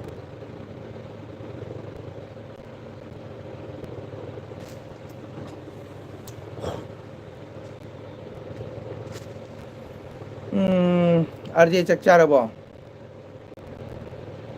ꯑꯗꯨꯗꯤ ꯀꯀꯥ ꯇꯥꯆꯧ ꯑꯩꯒ ꯁꯛ ꯃꯥꯟꯅꯕ꯭ꯔꯥ ꯀꯃꯥꯏꯅ ꯇꯧꯒꯦ ꯑꯌꯨꯛꯇꯅ ꯍꯦꯜꯂꯤ ꯅꯦꯠ ꯅꯨꯡꯉꯥꯏꯕ ꯑꯣꯖꯥ ꯑꯩ ꯅꯥꯔꯨꯔ ꯍꯧꯖꯤꯛ ꯐꯔꯦ ꯑꯣ ꯑꯩꯁꯨ ꯅꯍꯥꯟꯋꯥꯏ ꯍꯛꯆꯥꯡ ꯅꯨꯡꯉꯥꯏꯔꯨꯗ꯭ꯔꯦ ꯑꯥꯔꯖꯦ ꯅꯥꯈꯣ ꯑꯥꯔꯖꯦ ꯅꯪꯁꯤ ꯅꯍꯥꯟꯃꯨꯛ ꯒꯣꯔꯒꯣꯔꯤꯗ ꯎꯅꯕꯔ ꯑꯩꯕꯣ ꯎꯝ ꯑꯩꯕꯨ ꯒ꯭ꯌꯥꯟ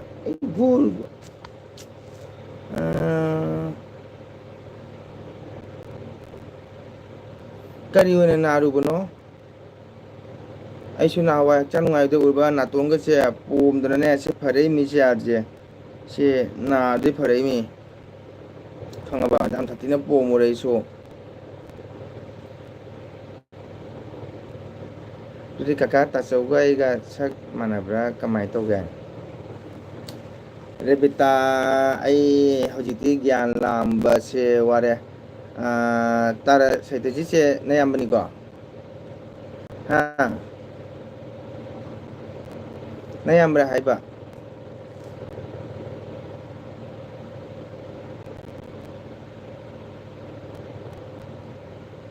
ꯑꯥꯔꯖꯦ ꯍꯧꯖꯤꯛ ꯍꯛꯆꯥꯡ ꯈꯔ ꯅꯨꯡꯉꯥꯏꯔꯕꯣ ꯑꯥꯔꯖꯦ ꯍꯣꯏ ꯑꯣꯖꯥ ꯑꯌꯨꯛꯇꯅ ꯅꯦꯠ ꯈꯔ ꯅꯨꯡꯉꯥꯏ ꯅꯨꯡꯗꯥꯡꯁꯤꯅ ꯅꯦꯠ ꯅꯨꯡꯉꯥꯏꯇꯦ ꯑꯣꯖꯥ ꯎ ꯋꯥꯁꯤ ꯌꯥꯝ ꯍꯧꯔꯦꯕ ꯑꯗꯨꯅꯅꯦ ꯑꯣꯖꯥ ꯅꯨꯡꯉꯥꯏꯇ꯭ꯔꯤꯁꯦ ꯑꯗꯣ ꯉꯔꯥꯡ ꯉꯥꯏꯍꯥꯛ ꯊꯥꯔꯝꯕ ꯅꯨꯡꯗꯥꯡ ꯁꯨꯝ ꯂꯣꯏꯁꯜꯂꯦꯗ ꯑꯣꯖꯥ ꯑꯥꯔꯖꯦ ꯀꯔꯤ ꯑꯣꯏꯅ ꯉꯝꯗꯕꯅꯣ ꯍꯛꯆꯥꯡ ꯈꯔ ꯅꯨꯡꯉꯥꯏꯔꯕ꯭ꯔꯥ ꯅꯥꯗꯅꯕ ꯍꯣꯠꯅꯧ ꯏꯕꯨꯡꯉꯣ ꯁꯅꯥ ꯍꯧꯖꯤꯛꯀꯤ ꯃꯇꯝ ꯋꯦꯗꯔꯁꯦ ꯌꯥꯝ ꯐꯠꯇ꯭ꯔꯦ ꯍꯟꯗꯛ ꯍꯧꯖꯤꯛꯀꯥꯟꯒꯤ ꯋꯦꯗꯔ ꯁꯤꯖꯟ ꯌꯥꯝ ꯐꯠꯇꯦ ꯃꯇꯝꯁꯤꯒꯤ ꯆꯥꯔꯤꯕ ꯊꯛꯏꯕ ꯆꯤꯟꯖꯥꯛ ꯄꯤꯖꯥꯛ ꯍꯧꯖꯤꯛ ꯑꯦꯅꯤ ꯄꯣꯠꯇ ꯄꯣꯏꯖꯟ ꯌꯥꯎꯗꯕ ꯂꯩꯇ꯭ꯔꯦ ꯑꯥꯔꯖꯦ ꯏꯁꯤꯡꯐꯥꯎꯗ ꯂꯣꯏꯅ ꯃꯦꯗꯤꯁꯤꯟꯅꯤ ꯀꯔꯤꯅꯣ ꯑꯩꯈꯣꯏꯅ ꯍꯥꯏꯗꯤ ꯃꯦꯗꯤꯁꯤꯟ ꯌꯥꯎꯗꯕ ꯄꯣꯠ ꯍꯥꯏꯕꯨꯀꯣ ꯌꯨꯝꯗ ꯍꯤꯞꯄ ꯐꯪꯉ ꯂꯩꯕ ꯁꯤ ꯃꯉꯥꯏꯔꯦꯀꯣ ꯑꯣꯖꯥ ꯑꯩ ꯍꯣꯁꯄꯤꯇꯥꯜꯗ ꯂꯩꯌꯦ ꯑꯣ ꯃꯥꯏꯒꯣꯗ ꯀꯔꯝꯕ ꯍꯣꯁꯄꯤꯇꯥꯜꯗ ꯂꯩꯒꯦ ꯑꯥꯔꯖꯦ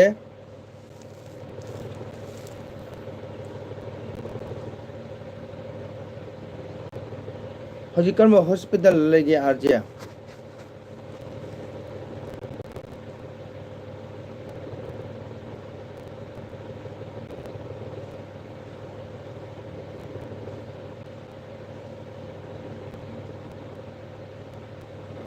ꯑꯗꯨꯕꯨꯗꯤ ꯔꯦꯕꯤꯇꯥ ꯈꯪꯗꯦꯕꯣ ꯅꯣꯏ ꯆꯧ ꯁꯩꯇꯖꯤꯠꯒꯗꯤ ꯈꯤꯇꯪ ꯃꯥꯟꯕ ꯋꯥꯠꯄ꯭ꯔꯥ ꯅꯪꯒꯁꯦ ꯑꯗꯨꯃꯥꯏꯅ ꯈꯜꯂꯤ ꯑꯗꯨꯒ ꯈꯪꯗꯦ ꯈꯖꯥꯏ ꯇꯥꯕꯁꯦ ꯍꯥꯏꯐꯦꯠꯇꯪ ꯆꯨꯕ꯭ꯔꯥ ꯈꯪꯗꯦꯕꯣ ꯑꯩ ꯂꯥꯝꯕ ꯋꯥꯔꯦ ꯔꯦꯕꯤꯇꯥ ꯈꯖꯥꯏ ꯇꯥꯕꯁꯦ ꯈꯤꯇꯪꯗꯤ ꯅꯣꯏ ꯇꯥ ꯁꯩꯇꯖꯤꯠ ꯃꯥꯟꯕ꯭ꯔꯥ ꯑꯜꯇ꯭ꯔ ꯁꯥꯎꯟ ꯇꯧꯕ ꯂꯥꯛꯄ ꯑꯣꯖꯥ ꯀꯔꯝꯕ ꯍꯣꯁꯄꯤꯇꯥꯜꯗꯅꯣ ꯋꯥꯎ ꯏꯇꯩꯃ ꯂꯥꯛꯑꯦ ꯊꯦꯡꯀ꯭ꯌꯨ ꯏꯇꯩꯃ ꯂꯥꯏꯛ ꯇꯧꯕꯤꯗꯨꯅ ꯊꯥꯒꯠꯆꯔꯤ ꯏꯇꯩꯃ ꯆꯥꯛ ꯆꯥꯔꯕꯣ ꯑꯜꯇ꯭ꯔ ꯁꯥꯎꯟ ꯇꯧꯕ ꯂꯥꯛꯄꯗꯣ ꯅꯪ ꯀꯔꯝꯕ ꯍꯣꯁꯄꯤꯇꯥꯜꯗꯅꯣ ꯍꯥꯏꯕꯅꯦ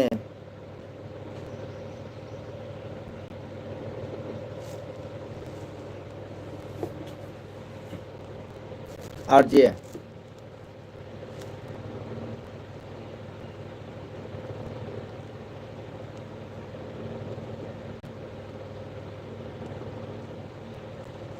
khoi tim mà chắc thong bo tim mà like manga ni pire chi ba tak tak tak tak tak ai na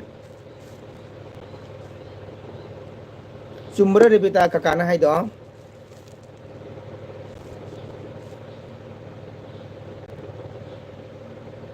Dispur hospital da oh my god yang tham chalamina na ko arje nangi khunje kari khunno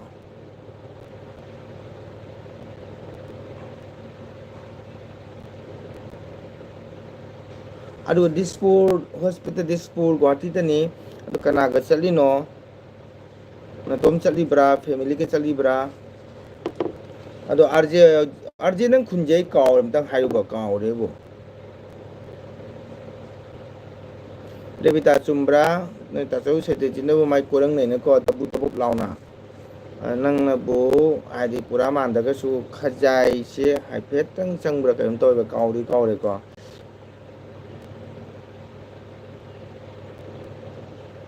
ko gi te ma ka ring jang thong ge chai sing cha ra bro RJ nang kana ga family chali bra RJ khundo kaw re tang hayu ba RJ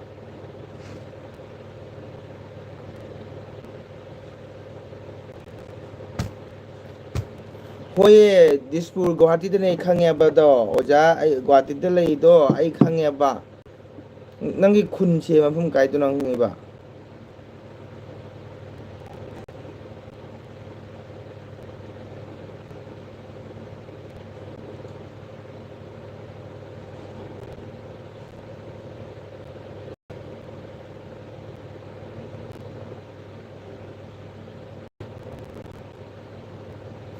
Rebita ke dore kakana hai da khumdre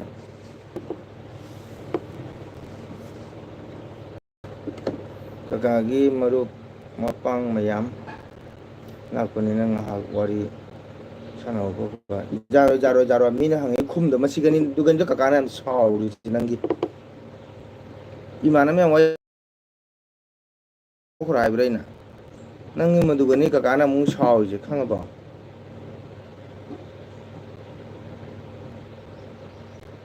jaro kakana hai da khumma bra ba aina kari hai ki hojikta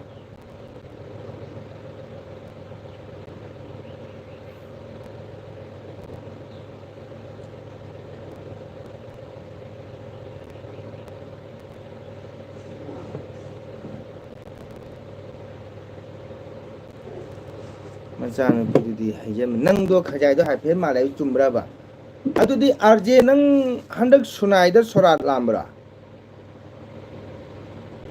RJ pathar kandi di ei sei myam lame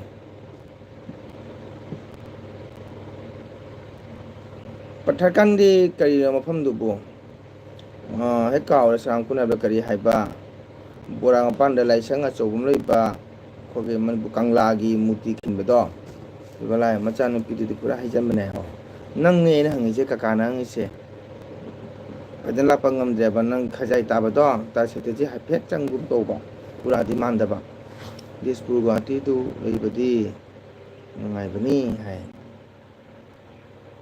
Dispur Guwahati to lei badi ngai bane RJ pathar kandi jam lame sei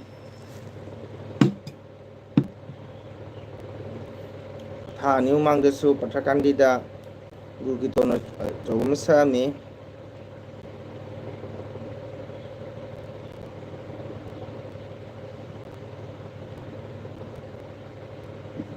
RJ na baja de ko na baja de akoi na hani na baja de adubu na ba haibasidi migi ana ba haibado changa badi upai leite adubu na dharma hono na da sur sunu phaba sur sunu na yambana inaugi phanabdumta Govinda thawni jage inau RJ na daba jektaba na ba phaba su urisunu tik law bai do urisunu haidana yambana isoda thawni jage inaugi damukta na bajate adubu hojiki matam asi RJ hakchang yamna chiksana leibana phaiko RJ chaba thakpa aduna aina si haraga kana sinau sina waro go jawi ko ꯑꯩꯈꯣꯏꯅ ꯆꯥꯕ ꯊꯛꯄ ꯆꯤꯟꯖꯥꯛ ꯀꯥꯝꯕꯁꯦ ꯈꯤꯇꯪ ꯆꯦꯛꯁꯤꯟꯅ ꯂꯩꯕꯅ ꯐꯩ ꯍꯥꯏꯕꯗꯤ ꯀꯩ ꯆꯤꯟꯖꯥꯛ ꯍꯥꯏꯕꯁꯤ ꯑꯇꯣꯞꯄ ꯃꯤꯖꯥꯇꯤꯒ ꯑꯩꯈꯣꯏ ꯃꯩꯇꯩꯒ ꯌꯥꯝꯅ ꯈꯦꯠꯅꯕ ꯂꯩꯀꯣ ꯑꯗꯨꯅ ꯑꯩꯈꯣꯏ ꯃꯩꯇꯩꯁꯤꯗꯤ ꯑꯁꯦꯡ ꯑꯁꯦꯡꯕ ꯄꯣꯠ ꯆꯥꯕ ꯑꯐꯕ ꯆꯥꯕ ꯑꯁꯤꯅ ꯍꯛꯆꯥꯡꯗ ꯑꯐꯕ ꯑꯣꯏꯔꯛꯏ ꯑꯩꯁꯦ ꯑꯥꯔ ꯖꯦꯗ ꯇꯥꯛꯆꯕ ꯅꯠꯇꯦꯀꯣ ꯑꯥꯔ ꯖꯦꯕꯨ ꯅꯨꯡꯁꯤꯗꯅ ꯍꯥꯏꯕꯅꯤ ꯑꯥꯔ ꯖꯦ ꯑꯗꯨꯅ ꯍꯛꯆꯥꯡ ꯑꯗꯨ ꯆꯨꯝꯊꯣꯡꯒꯨꯝꯕ ꯆꯝꯐꯨꯠꯀꯨꯝꯕ ꯌꯥꯝꯅ ꯆꯥꯎ ꯑꯥꯔ ꯖꯦ ꯀꯣ ꯅꯥꯗꯅꯕ ꯍꯣꯠꯅꯧ ꯑꯥꯔ ꯖꯦ ꯅꯥꯕ ꯌꯥꯗꯦ ꯑꯩꯈꯣꯏ ꯏꯆꯤꯜ ꯏꯅꯥꯎ ꯑꯗꯨꯅ ꯑꯌꯥꯝꯕꯁꯨ ꯀꯣ ꯃꯔꯛ ꯃꯔꯛꯇ ꯁꯨꯝ ꯏꯁꯩ ꯅꯣꯡꯃꯥꯏ ꯁꯪꯉꯛꯄꯗ ꯁꯨꯝ ꯏꯆꯤꯜ ꯏꯅꯥꯎ ꯃꯌꯥꯝ ꯎꯅꯔꯤꯁꯤꯅꯤ ꯑꯌꯥꯝꯕꯅ ꯌꯥꯝꯅ ꯄꯥꯝꯖꯕ ꯌꯨꯇꯨꯕꯔꯁꯦ ꯀꯣ ꯏꯆꯤꯜ ꯏꯅꯥꯎ ꯃꯌꯥꯝ ꯅꯨꯡꯁꯤꯅꯕ ꯋꯥꯔꯤ ꯋꯥꯇꯥꯏ ꯁꯥꯟꯅꯕ ꯑꯩꯗꯤ ꯑꯥꯔ ꯖꯦ ꯌꯥꯝꯅ ꯈꯪꯕ ꯍꯩꯕ ꯃꯤꯁꯨ ꯅꯠꯇꯦꯀꯣ ꯑꯥꯔ ꯖꯦ ꯑꯩꯗꯤ ꯌꯨꯇꯨꯕꯔꯁꯤꯗꯅꯦꯀꯣ ꯌꯥꯝꯅ ꯑꯦꯗꯚꯔꯇꯥꯏꯁ ꯇꯧꯅꯤꯡꯉꯤ ꯍꯣꯏ ꯃꯩꯇꯩꯒꯤ ꯍꯧꯅꯕꯤ ꯃꯩꯇꯩꯒꯤ ꯂꯦꯆꯔ ꯃꯩꯇꯩꯒꯤ ꯅꯤꯌꯣꯝ ꯅꯤꯇꯤ ꯌꯨꯝꯕꯥꯜꯂꯣꯟ ꯃꯩꯇꯩꯒꯤ ꯁꯥꯖꯠ ꯂꯤꯆꯠ ꯆꯤꯟꯖꯥꯛ ꯅꯨꯡꯖꯥꯛ ꯃꯁꯤ ꯃꯌꯥꯝ ꯌꯥꯝꯅ ꯑꯦꯗꯚꯔꯇꯥꯏꯁ ꯇꯧꯅꯤꯡꯉꯤ ꯑꯗꯣ ꯈꯔ ꯈꯔ ꯂꯦꯞꯄꯤ ꯃꯤꯁꯤꯡꯁꯤꯅ ꯑꯩꯁꯦ ꯈꯤꯇꯪ ꯀꯩ ꯍꯥꯏꯇꯥꯔꯦ ꯑꯩꯒꯤ ꯃꯣꯏ ꯇꯥꯅꯤꯡꯗꯕ ꯑꯃ ꯐꯥꯎꯕ꯭ꯔꯥ ꯑꯁꯤꯒꯨꯝꯕ ꯉꯥꯡꯕꯁꯤꯒꯀꯣ ꯆꯤꯟꯖꯥꯛ ꯍꯥꯏꯕꯗꯤ ꯑꯥꯔ ꯖꯦ ꯈꯪꯉꯤꯅꯀꯣ ꯑꯗꯨꯅ ꯑꯩꯈꯣꯏ ꯃꯩꯇꯩꯁꯤꯗꯤ ꯌꯥꯝꯅ ꯁꯦꯡꯕ ꯍꯛꯆꯥꯡ ꯑꯗꯨꯅ ꯌꯦꯁꯥ ꯑꯦꯅꯤ ꯃꯤ ꯑꯃꯅ ꯎꯕꯗ ꯑꯗꯨꯝ ꯈꯪꯉꯦ ꯃꯣꯏꯁꯦ ꯃꯩꯇꯩꯅ ꯍꯥꯏꯅ ꯃꯩꯇꯩꯒꯤ ꯁꯛ ꯀꯨꯆꯨ ꯀꯨꯃꯦꯟꯁꯦꯀꯣ ꯑꯗꯨꯅ ꯑꯥꯔ ꯖꯦ ꯅꯥꯗꯕ ꯌꯦꯛꯇꯕ ꯑꯣꯏꯁꯅꯨ ꯏꯅꯥꯎꯕꯨ ꯑꯩꯅ ꯏꯁꯣꯔꯗ ꯊꯧꯅꯤꯖꯒꯦ ꯏꯅꯥꯎ ꯅꯥꯕ ꯌꯥꯗꯦ ꯀꯣ ꯑꯩꯁꯨ ꯅꯥꯔꯨꯔꯦ ꯑꯗꯨꯕꯨ ꯁꯂꯥꯏꯟꯒ ꯍꯥꯟꯅ ꯈꯣꯠꯇꯅ ꯍꯤꯗꯥꯛ ꯆꯥꯗꯅ ꯈꯔ ꯑꯣꯏꯔꯦ ꯍꯧꯖꯤꯛꯀꯣ ꯏꯁꯩꯒ ꯑꯗꯨꯝ ꯆꯠꯂꯦ ꯑꯗꯣ ꯉꯁꯤꯗꯤ ꯅꯨꯡꯁꯥ ꯌꯥꯝ ꯁꯥꯕꯅꯤ ꯏꯁꯩꯗ ꯑꯗꯨꯒ ꯁꯨꯝ ꯑꯩꯅ ꯂꯥꯏꯔꯤꯛ ꯉꯥꯏꯍꯥꯛ ꯑꯦꯜꯕꯤ ꯉꯥꯏꯍꯥꯛꯇꯪ ꯋꯥꯔꯤ ꯁꯥꯟꯅꯒꯦ ꯏꯆꯤꯜ ꯏꯅꯥꯎ ꯃꯌꯥꯝꯒꯥꯏꯅ ꯁꯨꯝ ꯇꯧꯕꯅꯤ ꯑꯗꯣ ꯑꯩꯅꯁꯨ ꯁꯪꯗꯕꯅꯤꯅ ꯏꯅꯥꯎ ꯑꯥꯔ ꯖꯦ ꯃꯌꯥꯝꯒꯤ ꯆꯦꯅꯦꯜꯗ ꯃꯇꯤꯛ ꯆꯥꯅ ꯆꯪꯕ ꯉꯝꯖꯗꯦ ꯃꯌꯥꯝꯒꯤ ꯂꯥꯏꯐꯇꯁꯨ ꯃꯇꯤꯛ ꯆꯥꯅ ꯆꯪꯕ ꯉꯝꯗꯦ ꯑꯗꯨꯅ ꯑꯩꯒꯤꯗꯁꯨ ꯃꯤꯁꯨ ꯋꯥꯠꯂꯦ ꯑꯗꯨꯅ ꯑꯩꯅ ꯁꯨꯝ ꯃꯌꯥꯝ ꯑꯃꯅꯤ ꯏꯆꯤꯜ ꯏꯅꯥꯎ ꯁꯨꯝ ꯂꯥꯛꯄꯁꯦ ꯋꯥꯔꯤ ꯁꯥꯟꯅꯕꯁꯦ ꯅꯨꯡꯉꯥꯏꯖꯕ ꯍꯥꯏꯇꯥꯔꯦꯀꯣ ꯑꯩꯅ ꯑꯦꯜ ꯕꯤꯗ ꯊꯥꯔꯁꯨ ꯅꯨꯡꯉꯥꯏ ꯅꯨꯡꯉꯥꯏ ꯋꯥꯔꯤ ꯂꯤꯅꯤꯡꯕ ꯀꯣ ꯄꯥꯎꯇꯥꯛ ꯀꯌꯥ ꯇꯥꯊꯣꯛ ꯇꯥꯁꯤꯟ ꯑꯩꯅ ꯈꯪꯗꯕꯁꯨ ꯑꯩꯅ ꯏꯆꯤꯜ ꯏꯅꯥꯎꯁꯤꯡꯗꯒꯤ ꯈꯪꯅꯤꯡꯕ ꯑꯩꯅ ꯈꯤꯇꯪ ꯈꯪꯕꯁꯨ ꯃꯌꯥꯝꯗ ꯁꯤꯌꯥꯔ ꯇꯧꯅꯤꯡꯕ ꯍꯥꯏꯇꯥꯔꯦ ꯑꯥꯔ ꯖꯦ ꯀꯣ okay R J thank you very much ꯏꯅꯥꯎ ꯑꯥꯔ ꯖꯦꯕꯨ ꯍꯥꯏꯅꯤꯡꯉꯥꯏ ꯊꯥꯒꯠꯆꯔꯤ ꯏꯅꯥꯎ ꯍꯣꯁꯄꯤꯇꯥꯜꯗ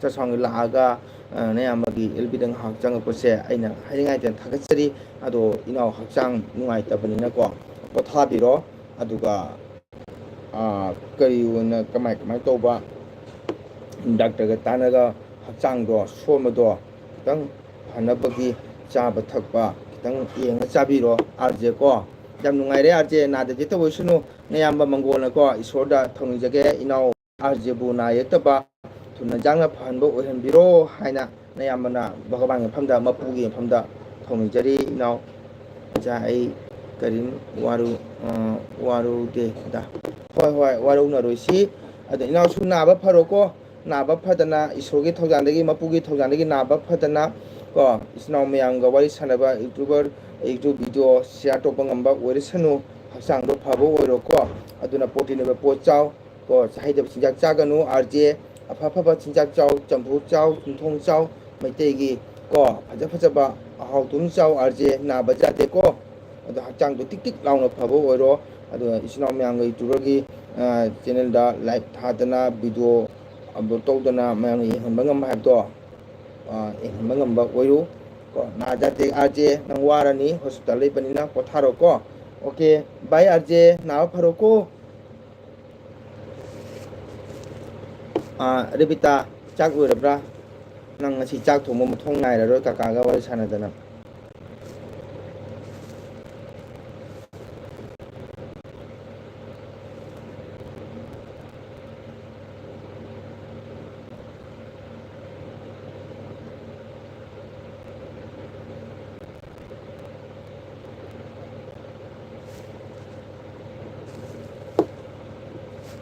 ꯍꯣꯏ ꯑꯣꯖꯥ ꯕꯥꯏ ꯃꯇꯝ ꯐꯪꯂꯗꯤ ꯑꯣꯖꯥ ꯑꯩ ꯁꯨꯝ ꯂꯥꯛꯆꯒꯦ ꯍꯣꯏ ꯊꯦꯡꯀ꯭ꯌꯨ ꯑꯥꯔ ꯖꯦ ꯊꯦꯡꯀ꯭ꯌꯨ ꯄꯣꯊꯥꯔꯁꯤ ꯑꯥꯔ ꯖꯦ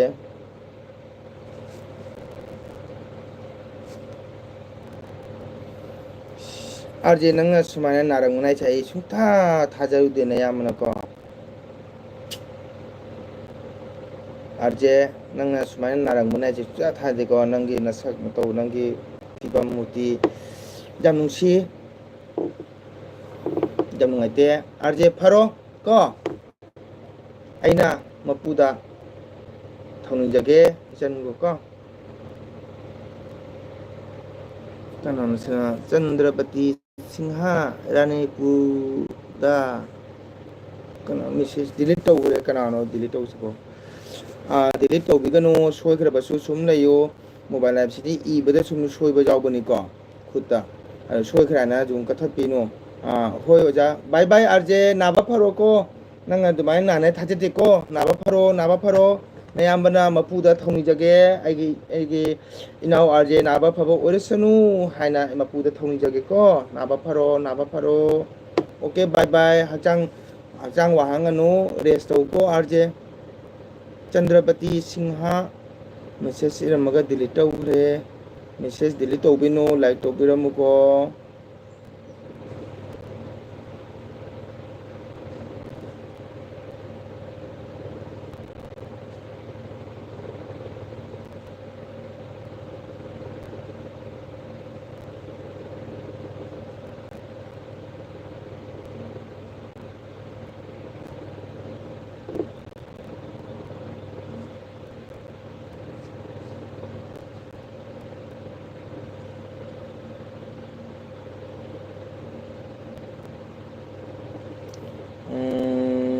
ꯆꯟꯗ꯭ꯔꯄꯇꯤ ꯁꯤꯡꯍ ꯆꯥꯛ ꯏꯁꯤꯡ ꯆꯥꯔꯕ꯭ꯔꯣ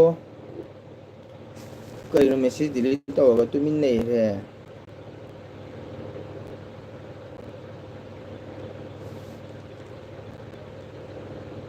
ꯀꯅꯥꯅꯣ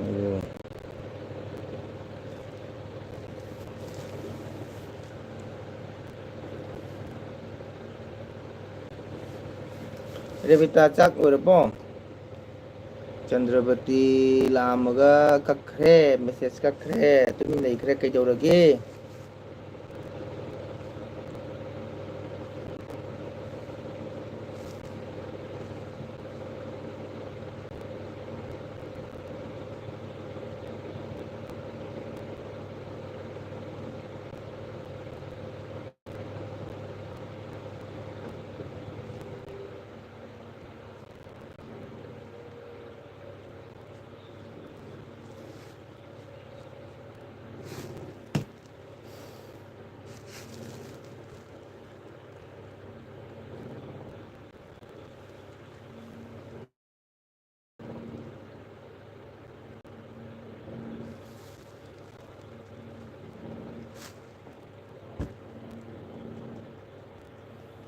ꯃꯌꯥꯝ ꯏꯆꯤꯟ ꯏꯅꯥꯎ ꯃꯌꯥꯝ ꯑꯥꯔꯖꯦꯅ ꯁꯨꯃꯥꯏꯅ ꯃꯁꯥ ꯉꯝꯃꯝꯃꯣꯏ ꯑꯩ ꯊꯥꯖꯔꯨꯗꯦ ꯑꯗꯣ ꯍꯟꯗꯛ ꯎꯁꯨ ꯎꯗꯦ ꯑꯩ ꯚꯤꯗꯤꯑꯣꯗ ꯆꯪꯉꯛꯄ ꯂꯥꯛꯄꯁꯨ ꯎꯗꯦ ꯃꯥꯏ ꯚꯤꯗꯤꯑꯣ ꯅꯍꯥꯟꯋꯥꯏꯁꯨ ꯃꯥꯏ ꯆꯦꯅꯦꯜꯁꯦ ꯕ꯭ꯂꯣꯛ ꯇꯧꯔꯨꯔꯦ ꯀꯥꯏꯅ ꯑꯩꯗꯨ ꯀꯥꯎꯅ ꯂꯥꯁꯇ ꯑꯃꯨꯛ ꯌꯥꯈꯤꯕꯅꯦꯕ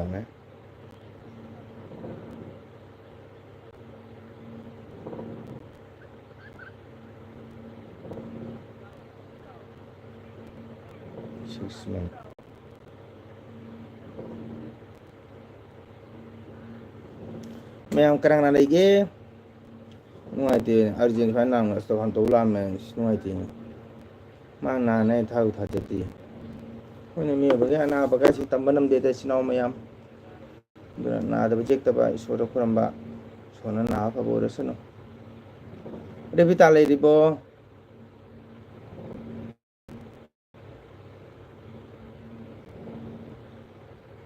ꯂꯣꯏꯔꯦ ꯂꯣꯏꯔꯦ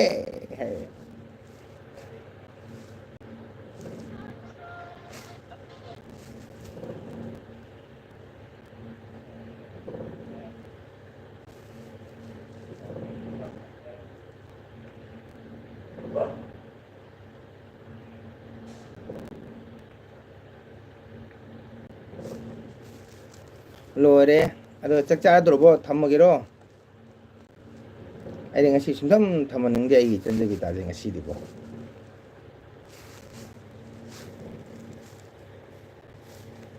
ꯑꯗꯣ ꯐꯔꯦꯁꯦ ꯀꯩꯔꯦꯃꯤ ꯄꯨꯁꯀꯥ ꯆꯥꯁꯤꯒꯦ ꯄꯥꯅꯤꯄꯨꯔꯤ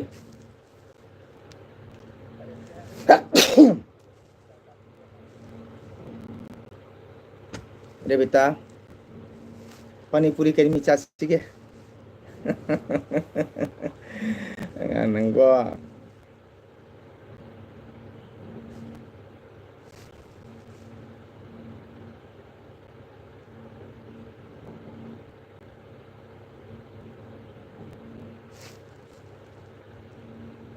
레비터 한번 싫어.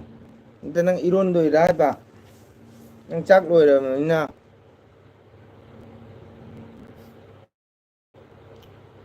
ꯆꯟꯗ꯭ꯔꯄꯇꯤ ꯁꯤꯡꯍ ꯂꯥꯛꯑꯝꯃꯒ ꯇꯨꯃꯤꯟ ꯂꯩꯌꯦ ꯃꯦꯁꯦꯖ ꯏꯔꯝꯃꯒ ꯇꯨꯃꯤꯟ ꯂꯩꯈ꯭ꯔꯦ ꯊꯣꯛꯈ꯭ꯔꯕ ꯀꯔꯤꯅꯣ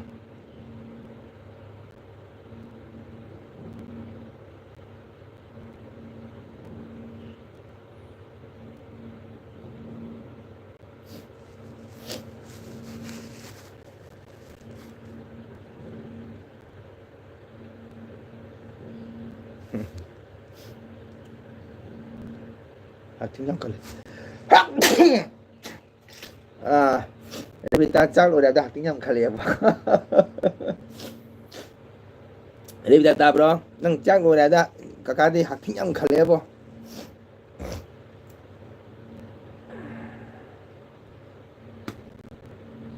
레비타 따브라 넌 짝 노래 따브라 하여튼 걸려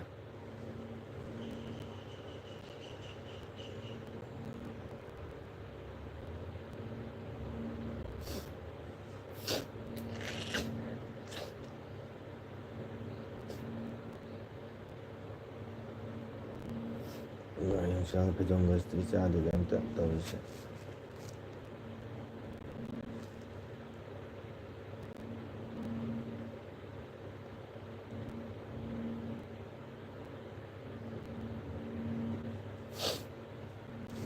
레비타 짝티리로 짝티리 브라이바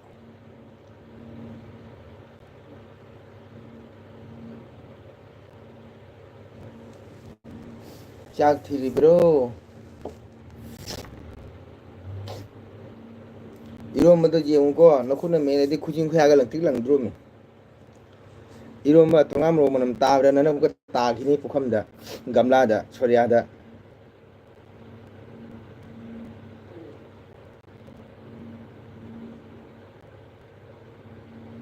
따브라 이런거다네 아동아가 뭐 어떻게 보면 따브라 뭐는 거 따기니 이런거 구진 구양 오보니까 노바 메빠 자바 레부 메빠 자바 망게 메피 자바 콧 ngosong ku진 kuya 파자바니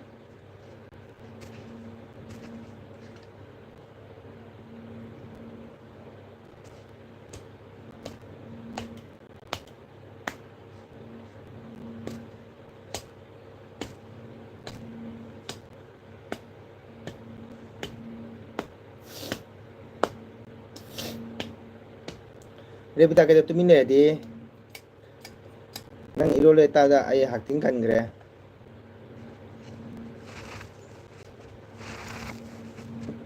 ꯆꯟꯗ꯭ꯔꯄꯇꯤ ꯀꯅꯥꯅ ꯂꯥꯛꯑꯒ ꯇꯨꯃꯤꯟꯅ ꯂꯩꯔꯦ ꯂꯥꯏꯛꯀ ꯇꯧꯔꯝꯂꯝꯗꯦ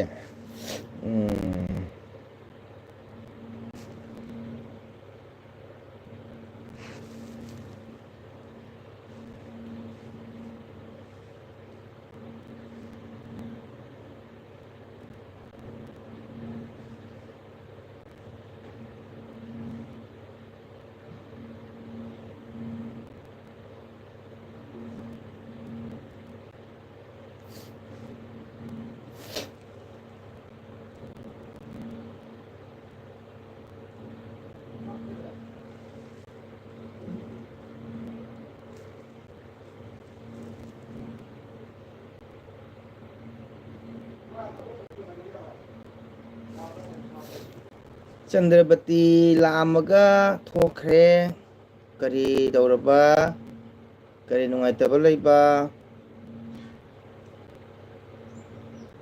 ꯀꯔꯤꯝꯇꯁꯨ ꯍꯥꯏꯔꯝꯗꯅ ꯇꯨꯃꯤꯟꯅ ꯊꯣꯛꯈ꯭ꯔꯦ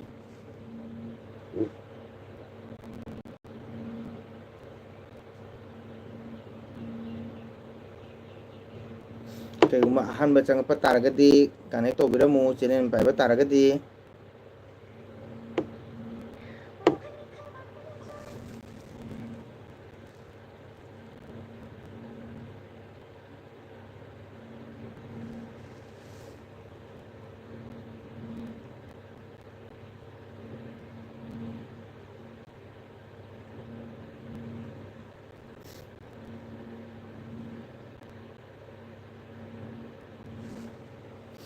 ꯆꯪꯉꯝꯃꯒ ꯊꯣꯛꯈ꯭ꯔꯦ ꯆꯟꯗ꯭ꯔꯄꯇꯤ ꯁꯤꯡꯍ ꯀꯗꯥꯏꯒꯤꯅꯣ ꯃꯦꯁꯦꯖ ꯏꯔꯝꯃꯒ ꯃꯦꯁꯦꯖ ꯗꯤꯂꯤꯠ ꯇꯧꯈ꯭ꯔꯦ ꯃꯦꯁꯦꯖ ꯗꯤꯂꯤꯠ ꯇꯧꯕꯤꯅꯣ ꯀꯩꯒꯨꯝꯕ ꯆꯦꯅꯦꯜ ꯄꯥꯏꯔꯝꯕ ꯇꯥꯔꯒꯗꯤ ꯀꯩꯅꯣ ꯇꯧ ꯀꯩ ꯍꯥꯏꯇꯥꯔꯦ ꯀꯅꯦꯛ ꯇꯧꯕꯤꯔꯝꯃꯣ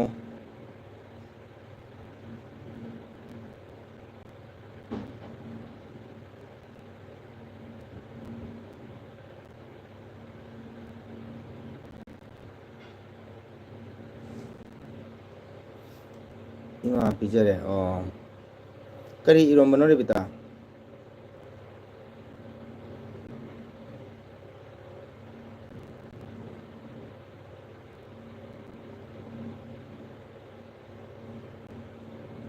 ꯄꯤꯖꯔꯦ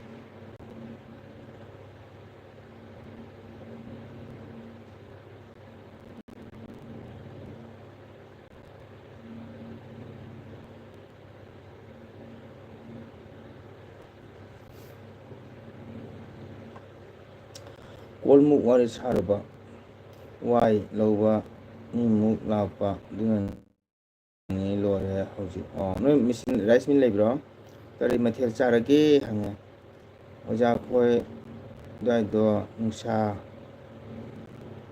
ꯁꯥꯕ꯭ꯔꯥ ꯏꯪꯕ꯭ꯔꯥ ꯑꯩꯈꯣꯏ ꯁꯤꯗꯤ ꯆꯥꯛꯊꯠꯂꯦ ꯑꯩꯈꯣꯏ ꯁꯤꯒꯗꯤ ꯅꯨꯡꯁꯥ ꯁꯥꯗꯦ ꯏꯇꯩꯃ ꯏꯪꯕꯅ ꯈꯤꯇꯪ ꯋꯦꯗꯔ ꯐꯔꯖꯥꯠꯅꯤ ꯑꯩꯈꯣꯏ ꯁꯤꯒ ꯅꯨꯡꯁꯥ ꯁꯥꯗꯦ ꯑꯩꯈꯣꯏ ꯁꯤꯒ ꯅꯨꯡꯁꯥ ꯁꯥꯗꯦ ꯏꯇꯩꯃ ꯑꯗꯨꯒ ꯅꯨꯡꯁꯥ ꯌꯥꯝ ꯁꯥꯕ꯭ꯔꯣ ꯏꯇꯩꯃ ꯀꯩ ꯏꯟꯖꯥꯡ ꯆꯥꯒꯦ ꯈꯨꯠꯅ ꯄꯤꯖꯗꯦ ꯃꯤ ꯃꯌꯨꯝ ꯆꯠꯂꯁꯨ ꯈꯪꯗ꯭ꯔꯗꯤ ꯆꯥꯗꯦ ꯑꯣꯀꯦ ꯁꯣꯟꯕ꯭ꯔꯥ ꯍꯥꯏꯁꯦ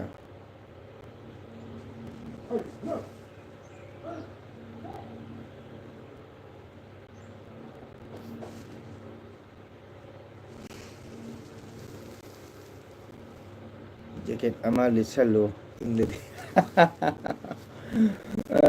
ꯖꯦꯀꯦꯠꯇꯨ ꯂꯧꯊꯣꯛꯇ꯭ꯔꯤ ꯒꯣꯗꯦꯖ ꯃꯅꯨꯡꯗ ꯂꯩꯔꯤ ꯑꯗꯨ ꯂꯧꯊꯣꯛꯄ ꯃꯇꯝ ꯂꯥꯛꯈꯤꯅꯤ ꯆꯟꯗ꯭ꯔꯖꯤꯅꯤ ꯁꯤꯡꯍ ꯍꯥꯏꯅ ꯑꯃ ꯆꯪꯉꯝꯕ ꯃꯦꯁꯦꯖ ꯁꯤꯃꯒ ꯃꯥ ꯀꯛꯄꯅ ꯍꯥꯟꯈ꯭ꯔꯦ ꯀꯩꯝꯇꯁꯨ ꯍꯥꯏꯔꯝꯗ꯭ꯔꯦ ꯅꯨꯡꯉꯥꯏꯍꯧꯗ꯭ꯔꯦ ꯏꯇꯩꯃ ꯀꯩ ꯏꯟꯖꯥꯡ ꯆꯥꯒꯦ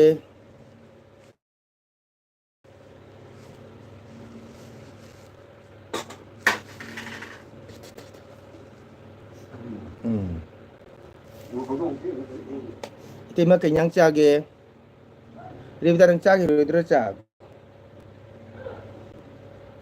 ꯑꯩ ꯏꯆꯟ ꯔꯦꯕꯤꯇꯥꯁꯦ ꯅꯣꯡꯃ ꯑꯩ ꯎꯁꯀꯥ ꯄꯤꯖꯗꯣꯏꯃꯤ ꯃꯣꯗꯨꯔꯥꯄꯨꯜꯗ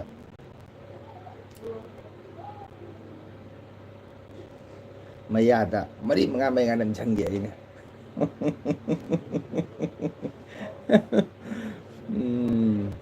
ꯖꯦꯀꯦꯠ ꯑꯃ ꯂꯤꯠꯁꯜꯂꯨ ꯏꯪꯂꯗꯤ ꯍꯥꯏ ꯑꯗ ꯏꯇꯩꯃ ꯀꯩ ꯏꯟꯖꯥꯡ ꯆꯥꯒꯦ ꯔꯦꯕꯤꯇꯥ ꯅꯪ ꯆꯥꯛ ꯆꯥꯈꯤꯔꯣꯏꯗ꯭ꯔꯣ ꯃꯃꯥ ꯄꯤꯖꯔꯤꯕꯣ ꯐꯔꯦ ꯐꯔꯦ ꯃꯃꯥ ꯄꯤꯖꯔꯣ ꯑꯗꯨ ꯂꯣꯏꯔꯒ ꯆꯪꯉꯣ ꯑꯃꯨꯛꯀꯣ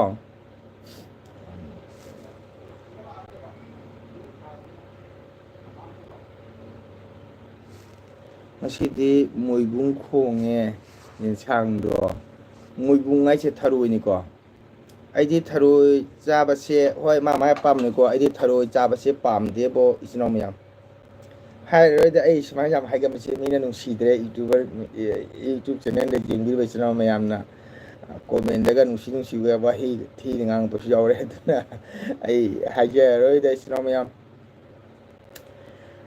ꯀꯅꯥꯒꯨꯝꯕ ꯈꯪꯅꯤꯡꯕ ꯂꯩꯔꯒꯗꯤ ꯀꯣꯟꯇꯦꯛꯇ ꯁꯨꯝ ꯍꯥꯏꯕꯤꯔꯛꯎ ꯀꯣꯟꯇꯦꯛꯇ ꯑꯩ ꯍꯥꯏꯖꯒꯦ ꯀꯣ ꯊꯔꯣꯏ ꯍꯥꯏꯕꯁꯤꯁꯨ ꯆꯤꯟꯖꯥꯛ ꯑꯃꯅꯤ ꯑꯩꯈꯣꯏꯒꯤ ꯆꯤꯟꯖꯥꯛꯅꯤ ꯑꯗꯨ ꯑꯣꯏꯔꯒꯁꯨ ꯊꯔꯣꯏ ꯆꯥꯕꯁꯤꯗꯤ ꯑꯩ ꯄꯥꯝꯗꯦ ꯏꯆꯤꯟ ꯏꯅꯥꯎ ꯃꯌꯥꯝ ꯑꯩꯒꯤ ꯑꯣꯏꯅꯗꯤꯀꯣ ꯃꯤꯉꯣꯟꯗꯗꯤ ꯍꯥꯏꯅꯤꯡꯗꯦ ꯑꯁꯤ ꯍꯥꯏꯔꯒ ꯃꯤꯅ ꯌꯥꯝ ꯋꯥꯔꯧꯒꯅꯦꯕꯀꯣ ꯑꯩꯅ ꯆꯦꯅꯦꯜꯁꯤꯗ ꯈꯔ ꯈꯔ ꯑꯩꯅ ꯑꯦꯗꯚꯔꯇꯥꯏꯁ ꯇꯧꯕꯁꯦ ꯅꯨꯡꯁꯤꯕꯤꯕ ꯀꯅꯥꯒꯨꯝꯅꯁꯨ ꯀꯣꯃꯦꯟ ꯌꯥꯝ ꯅꯨꯡꯁꯤꯅ ꯍꯥꯏꯕꯤꯔꯛꯏ ꯅꯨꯡꯁꯤꯗꯕ ꯀꯥꯡꯕꯨꯅꯁꯨ ꯀꯣꯃꯦꯟꯗꯁꯨ ꯅꯨꯡꯁꯤꯗꯕꯅ ꯁꯨꯝ ꯏꯕꯤꯔꯛꯏ ꯑꯗꯣ ꯉꯁꯤ ꯃꯉꯥꯏꯔꯦ ꯄꯨꯈꯝ ꯑꯅꯤ ꯂꯥꯏꯔꯤꯛ ꯊꯣꯛꯄꯁꯤ ꯅꯍꯥꯟꯉꯩ ꯇꯤꯟꯅ ꯄꯔꯚꯨ ꯊꯣꯛꯑꯝꯃꯤ ꯄꯨꯈꯝ ꯑꯃꯗ ꯑꯗꯨꯅ ꯃꯣꯏꯕꯨꯡ ꯈꯣꯡꯕꯁꯦ ꯆꯥꯔꯦ ꯊꯟ ꯆꯥꯗꯦ ꯇꯦꯡꯒꯣꯠ ꯊꯟ ꯍꯥꯏꯕꯅꯦꯕ ꯆꯥꯔꯦ ꯇꯦꯡꯒꯣꯠ ꯊꯟ ꯆꯥꯗꯦ ꯇꯦꯡꯒꯣꯠ ꯊꯟ ꯍꯥꯏꯕꯅꯤ ꯆꯨꯝꯕ꯭ꯔꯥ ꯏꯇꯩꯃ ꯁꯨꯃꯥꯏꯅ ꯂꯥꯏꯔꯤꯛ ꯁꯦꯝꯕꯗꯤ ꯌꯦꯡꯕꯗ ꯐꯖꯩꯗꯅꯁꯦ ꯅꯍꯥꯟꯉꯩꯗꯤ ꯇꯤꯟꯅ ꯄꯔꯚꯨ ꯑꯗꯨꯃꯥꯏꯅ ꯊꯥꯏꯅ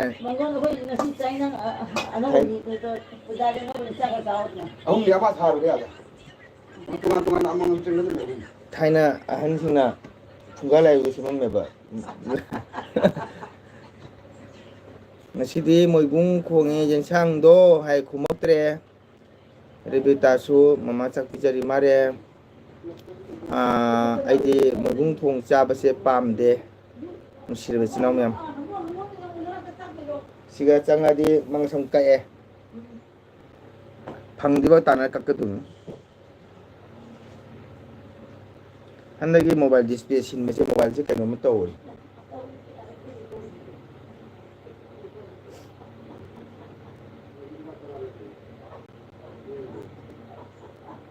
ꯏꯇꯩꯃ ꯇꯥꯕꯤꯔꯤꯕ꯭ꯔꯣ ꯆꯥꯔꯦ ꯇꯦꯡꯒꯣꯠꯊꯟ ꯆꯥꯗꯦ ꯇꯦꯡꯒꯣꯠꯊꯟꯒꯤ ꯋꯥꯔꯤꯁꯦ ꯍꯥꯏꯗꯤ ꯍꯥꯏꯅꯤꯡꯉꯦ ꯑꯗꯣ ꯃꯌꯥꯝꯁꯦ ꯀꯣꯃꯦꯟ ꯂꯩꯇ꯭ꯔꯦ ꯉꯁꯤꯗꯤ ꯃꯣꯏꯕꯨꯡ ꯈꯣꯡꯉꯦ ꯍꯥꯏꯅ ꯃꯣꯏꯕꯨꯡꯁꯦ ꯃꯊꯨꯟꯗ ꯑꯃꯨꯛ ꯆꯨꯞ ꯃꯀꯣꯛꯇ ꯑꯃꯨꯛ ꯆꯨꯞ ꯆꯤꯝꯕꯥꯟꯒꯗꯣ ꯊꯥ ꯊꯥ ꯂꯥꯎꯔꯝꯃꯅꯤ ꯃꯣꯏꯕꯨꯡ ꯈꯣꯡꯉꯝꯅꯤꯅ ꯉꯁꯤꯁꯦ ꯃꯣꯏꯕꯨꯡ ꯈꯣꯡꯕꯩ ꯆꯤꯝꯕꯥꯟ ꯊꯥ ꯊꯥ ꯂꯥꯎꯕꯅꯤꯀꯣ ꯈꯣꯡꯂꯛꯈꯤꯒꯦ ꯋꯥꯔꯤ ꯁꯥꯔꯝꯃꯣꯏ ꯍꯣꯏ ꯍꯣꯏ ꯑꯩꯗꯤ ꯃꯣꯏꯕꯨꯡꯁꯦ ꯀꯨꯏꯔꯦ ꯆꯥꯗꯕ ꯃꯣꯏꯕꯨꯡ ꯈꯣꯡꯗꯕ ꯀꯨꯏꯔꯦ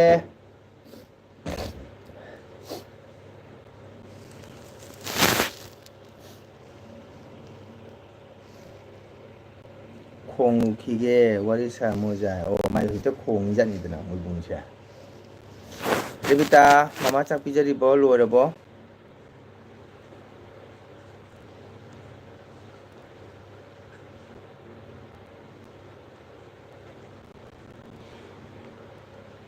ꯈꯨꯠꯅ ꯏꯔꯣꯝꯕ ꯍꯥꯏꯕꯅꯤ ꯆꯥꯗꯦ ꯍꯥꯏꯕꯗꯣ ꯑꯣ ꯐꯥꯒꯤ ꯇꯧꯕꯅꯤꯗ ꯀꯀꯥꯅ ꯈꯨꯠꯅ ꯏꯔꯣꯝꯕꯅ ꯍꯥꯎꯕꯅꯦ ꯑꯁꯦꯡꯕ ꯑꯩꯈꯣꯏ ꯒꯤꯂꯥꯁꯅ ꯏꯔꯣꯝꯕ ꯈꯨꯖꯥꯏꯅ ꯏꯔꯣꯝꯕ ꯍꯥꯎꯇꯕꯅꯤ ꯈꯨꯠꯅ ꯏꯔꯣꯜꯂꯒ ꯃꯍꯥꯎ ꯑꯃ ꯍꯦꯜꯂꯦꯕꯀꯣ ꯈꯨꯠꯀꯤ ꯃꯔꯦꯛ ꯃꯔꯥꯡꯗꯣ ꯑꯗꯩ ꯀꯔꯤꯒꯨꯝꯕ ꯑꯗꯨꯝ ꯏꯔꯣꯟꯕꯗꯒꯤ ꯃꯅꯝ ꯅꯨꯡꯁꯤꯅꯒ ꯅꯥꯇꯣꯟꯗꯒꯤ ꯘꯤꯒ ꯄꯣꯞ ꯇꯥꯈ꯭ꯔꯒꯅꯦ ꯑꯁ ꯂꯣꯏꯔꯦꯗꯅ ꯃꯗꯨꯏ ꯃꯍꯥꯎꯗꯤ ꯅꯥꯇꯣꯟꯗꯩ ꯘꯤꯒ ꯈꯔ ꯄꯨꯇꯥ ꯑꯃ ꯇꯥꯔꯗꯤ ꯔꯦꯕꯤꯇꯥ ꯃꯤꯅ ꯀꯧꯕ ꯇꯥꯔꯔꯣꯏ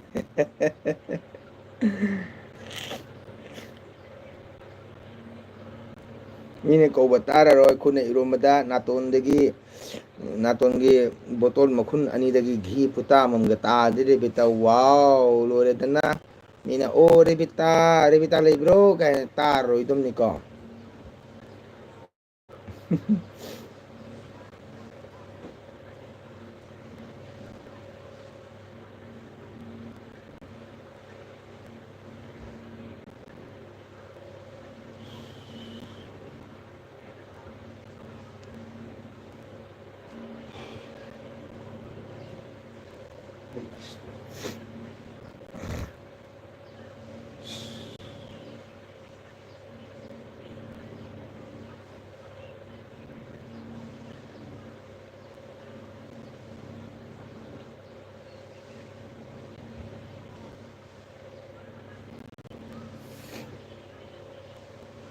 ꯔꯦꯕꯤꯇꯥ ꯅꯪꯗꯤ ꯀꯔꯤ ꯀꯔꯤ ꯉꯥ ꯆꯥꯏ ꯍꯥꯏꯔꯨꯛ ꯇꯥꯒꯦ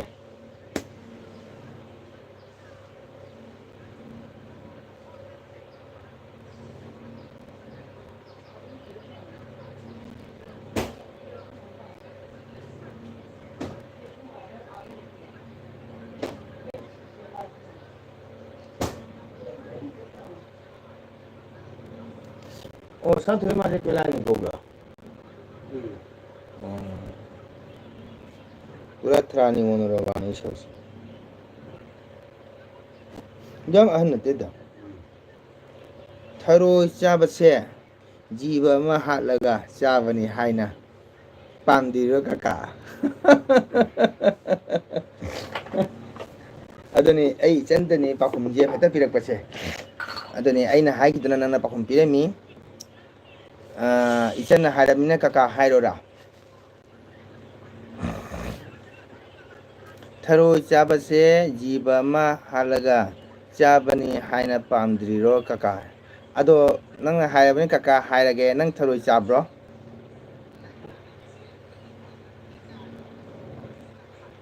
nang tharo chabra ba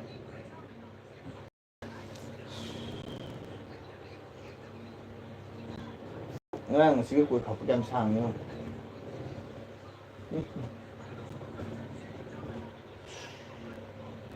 kaka su chagadaba male ai mobile ho gre ta pro oi chadaba male haira chagadaba male hai male ko chade kaka thoroi chade thengu chade ngapum chade saireng chade disa chade Jadi kano chate midi chai kaka chate chaga daba mali iba soin toira chali haira khangdre ahanba amma leiro kaka paisa mayamdo kaida thamdorige ima pasadi bema nang hoji pisu kaka dum lo ni paisa kai thang do paisa kai de kaka thawak to bra ne nang ngang do kaka chakri to bro kamba government gi job to na kari business to na kaka na paisa pai to no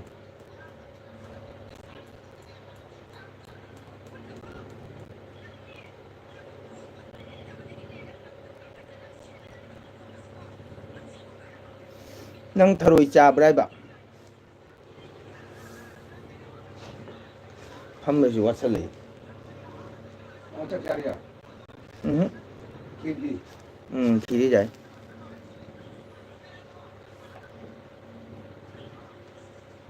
ahan badole na pachari te khong lanu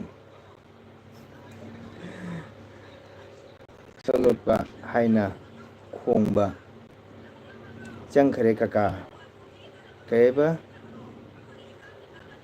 khong lanu salot ba haina khong ba chang khare kaka kari haina bhap ta de khong lanu salot ba haina khong ba chang khare kaka kali kaka feeling idagi chajate kaka o charakta ba pai pai nang mathaki comment je kari haino khong lanu salot ba haina khong ba chang khare kaka kari haina bhap ta dre nangi comment se kaka loksamba bhap lam phang dre debita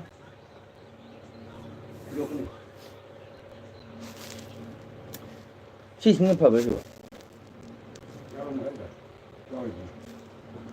khang de ma chu sang kai mu ji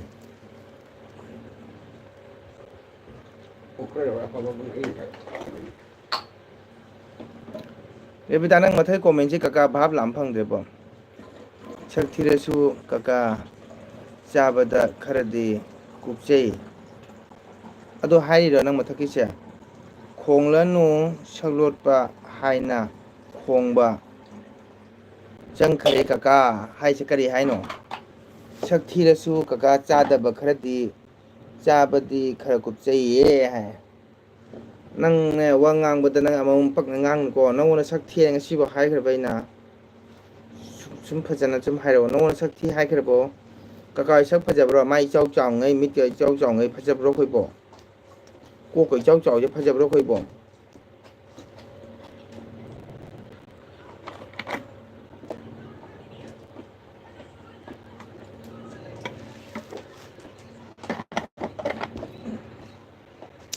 ꯀꯀꯥꯁꯨ ꯆꯥꯕ ꯀꯨꯞꯄꯤ ꯏꯟꯖꯥꯡ ꯍꯥꯎꯇ ꯆꯥꯅꯤꯡꯗꯦ ꯀꯣ ꯅꯪ ꯃꯊꯛꯀꯤꯁꯦ ꯀꯔꯤ ꯍꯥꯏꯅꯣ ꯈꯣꯡꯂꯅꯨ ꯁꯂꯣꯠꯄ ꯍꯥꯏꯅ ꯈꯣꯡꯕ ꯆꯪꯈ꯭ꯔꯦ ꯀꯀꯥ ꯍꯥꯏ ꯀꯔꯤ ꯍꯥꯏꯅ ꯚꯥꯞ ꯇꯥꯗ꯭ꯔꯦ ꯇ꯭ꯔꯤꯄꯨꯔꯥ ꯏꯇꯩꯃ ꯀꯩꯅꯣ ꯂꯥꯏꯞ ꯊꯥꯔꯤ ꯃꯥꯜꯂꯦ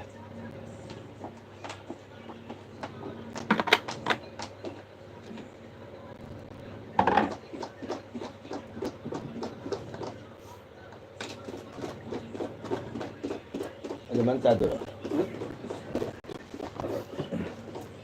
ꯏꯂꯤꯁꯥ ꯑꯆꯧꯕꯗ ꯑꯄꯤꯛꯄꯗ ꯂꯨꯄꯥ ꯃꯥꯡꯕꯤ ꯄꯨꯊꯤ ꯈꯥꯖꯤꯡꯁꯨ ꯆꯥꯎꯗ꯭ꯔꯤ ꯆꯥꯗꯦ ꯄꯤꯛꯂꯗꯤ ꯈꯔ ꯁꯨꯝ ꯆꯥꯏ ꯌꯥꯝ ꯆꯥꯗꯦ ꯑꯦ ꯑꯗꯨꯗꯤ ꯄꯩꯁꯥꯁꯤ ꯅꯪ ꯀꯥꯏ ꯊꯝꯗꯣꯔꯤ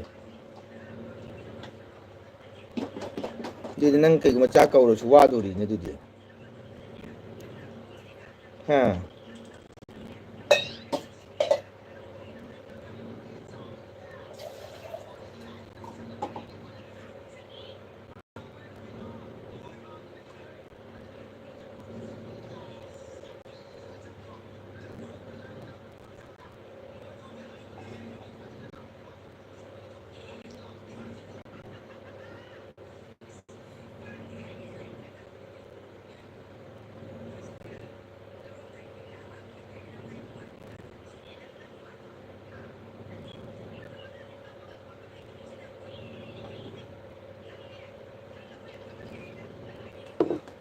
ꯗꯦꯕꯤꯇꯥ ꯆꯥꯛ ꯆꯥꯔꯕꯣ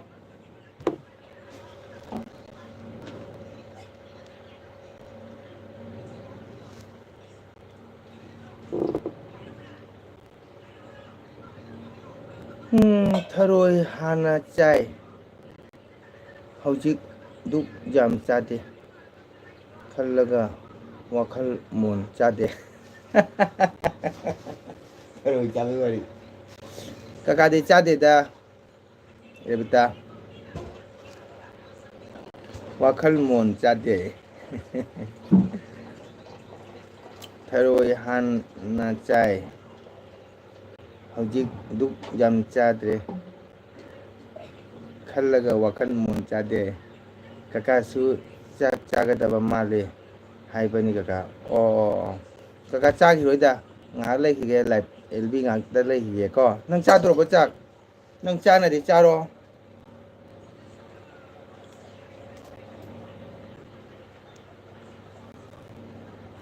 그것도 어디 정호 기도 먹었구나.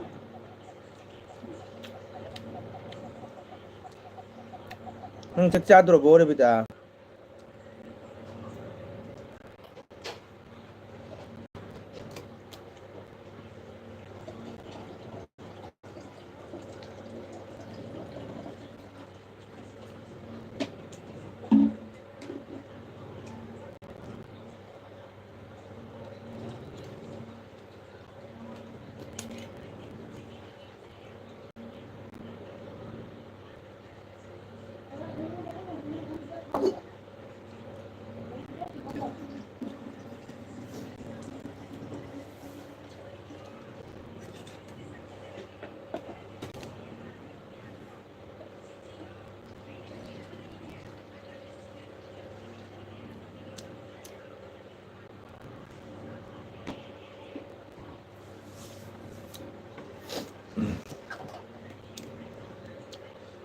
ꯈꯣꯡꯂꯅꯨ ꯍꯥꯏꯕꯗꯤ ꯇꯦꯝꯃꯗꯣ ꯊꯔꯣꯏ ꯆꯥꯕ ꯆꯪꯈꯤꯕꯗꯣ ꯍꯥꯏꯕꯅꯦ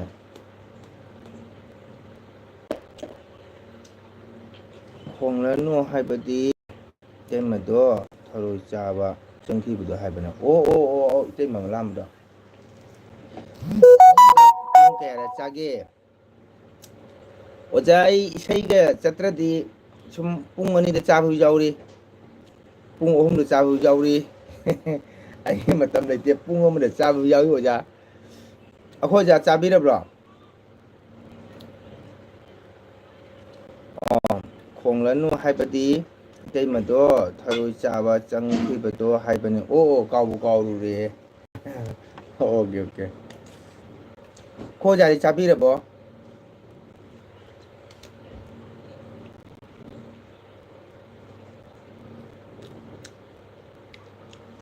ꯇꯥꯕꯤꯌꯥ ꯆꯥꯗꯣꯔꯦ ꯑꯣꯖꯥ ꯆꯥꯕꯤꯔꯣ 오자 ngã từ sai đi lấy mà 모바일로 모바일 TV를 해오고 오자 짜비로 오자기디 아하고 무더니 중동 통바 이롬바 강소에 한바자 바지 떡나 짜름니 짜비로 오자 짜버 로이가 ngã một xuân chiều o자 ai ngã lấy gì kìa nhiệt cái tăng ngày ngay xịt 보이잖아요. 레비다 능 짝짜 들어보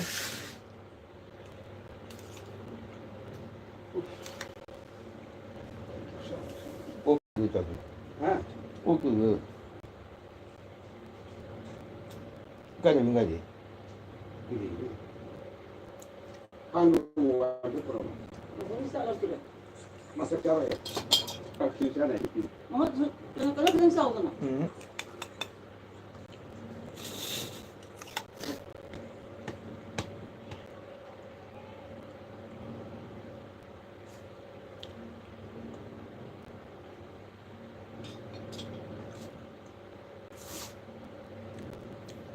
thổi thong cha ba xe chỉ mà nhằm thả thả là của mình để bị ta xung ra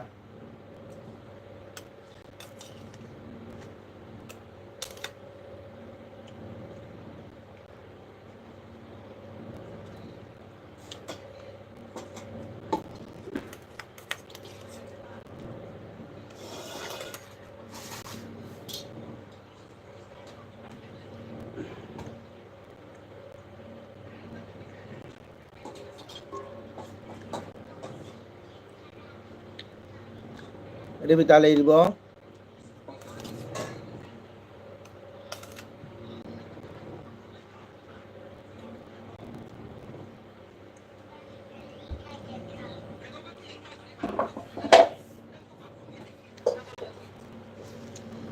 để bị ta lấy đi bố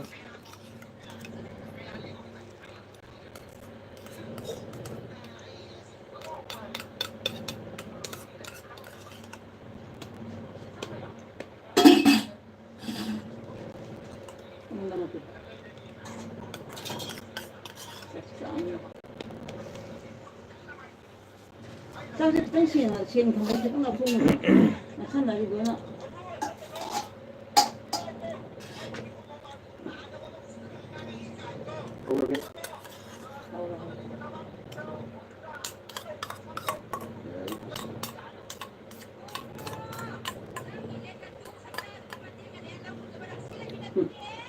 ꯍꯧꯖꯤꯛ ꯁꯥꯕꯅꯤ ꯆꯥꯈꯤꯔꯣ ꯈꯔ ꯅꯨꯡꯁꯥ ꯍꯥꯏꯊꯔꯒ ꯆꯥꯒꯦ ꯀꯀꯥ ꯆꯥꯛ ꯂꯥꯝꯗꯣꯏꯔꯥ ꯍꯥꯏꯁꯤꯕꯣ ꯅꯪ ꯀꯀꯥꯒ ꯆꯞ ꯃꯥꯟꯅꯔꯦ ꯅꯠꯇ꯭ꯔꯥ ꯈꯟꯅꯕꯁꯨ ꯆꯞ ꯃꯥꯟꯅꯕ ꯍꯧꯅꯕꯁꯨ ꯆꯞ ꯃꯥꯟꯅꯕ ꯇꯩꯕꯁꯨ ꯆꯞ ꯃꯥꯟꯅꯕ ꯆꯥꯕꯁꯨ ꯆꯞ ꯃꯥꯟꯅꯕ ꯑꯩꯈꯣꯏꯅꯤꯁꯦ ꯀꯀꯥꯒ ꯅꯠꯇ꯭ꯔꯥ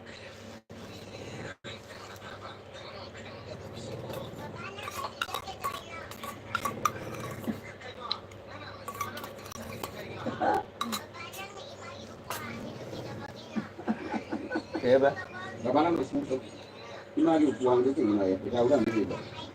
어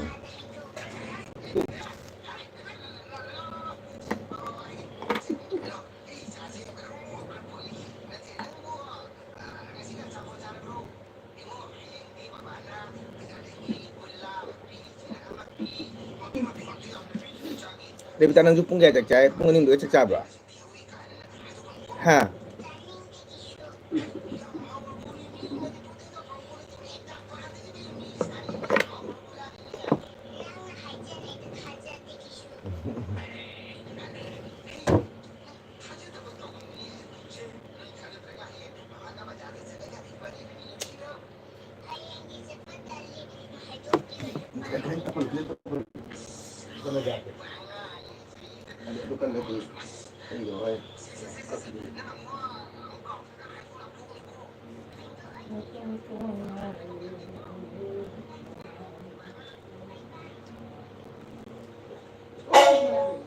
그래. 다른. 아이, 누가 가지고 그래. 아이, 누가 가지고 그래.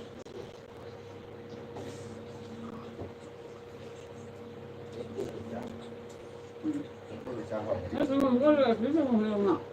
응? 아이고 지금 불좀 때문에 떡들. 레비타 레이버.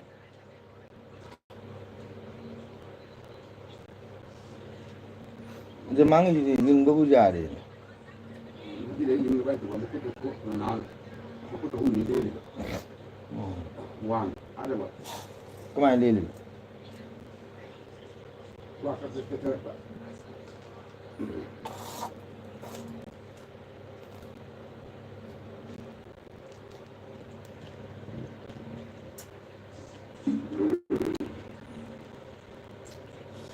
그러니까 실례. 아이 그래서 뭐 아버지 또 많이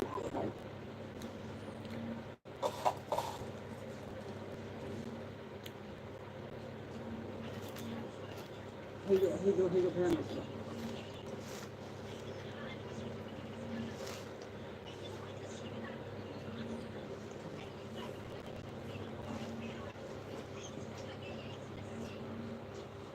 아, 이건 다 হিসাব도 봐.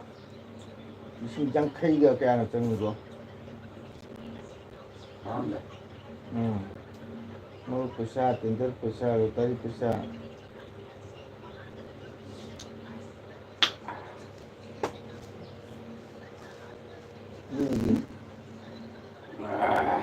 이건 눈에 그냥 하나 줄라야 돼. 이렇게. 레비타 cái ตุ้ 밀어. ตุ้민네 짝짝이 때 하가 ตุ้민네. 나 밖에 있는데 그냥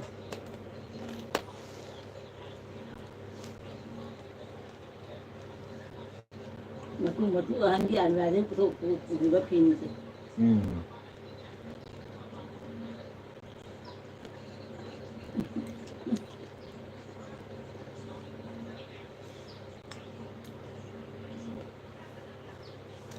한양 또 놈자리 있더라.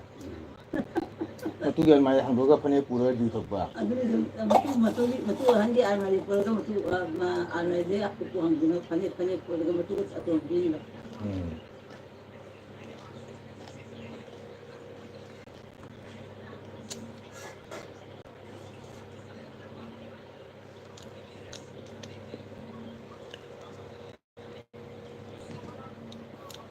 아이 전부 옴새 숨내 이러면서 지금 얼마나 옴새 빙에 이렇게 해야 되는데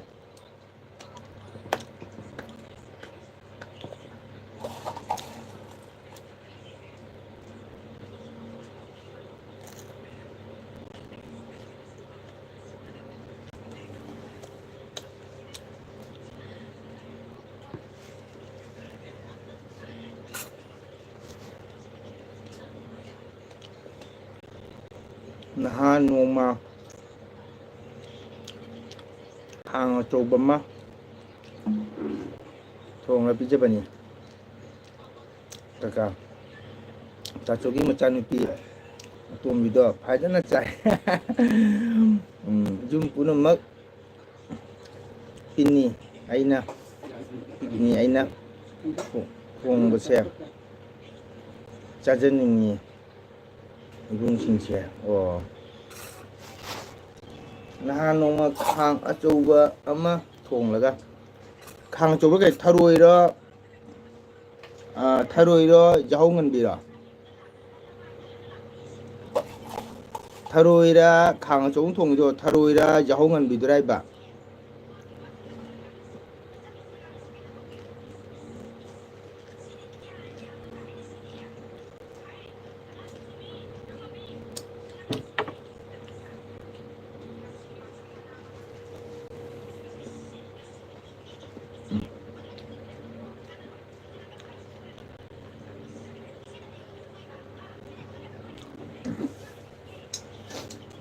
cũng chỉ là cái tôi mà sao chứ bố con chừng cao để cắn ở rồi mình kỳ này kìa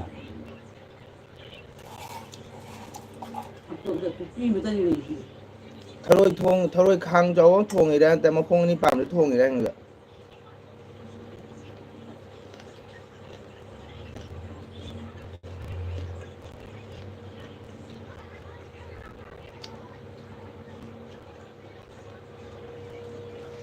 나는 부서라니. 나는 부서라네가. 아니 그다. 우리 저기 아주 또 싫어해. Jadi belum itu pulis tuh, 아니 main tuh.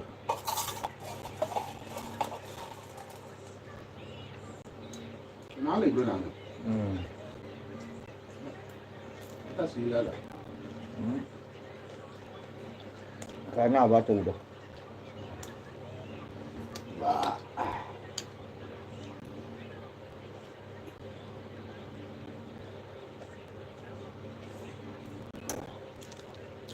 그래 비다는 시 kum박구 인장 그래 봐.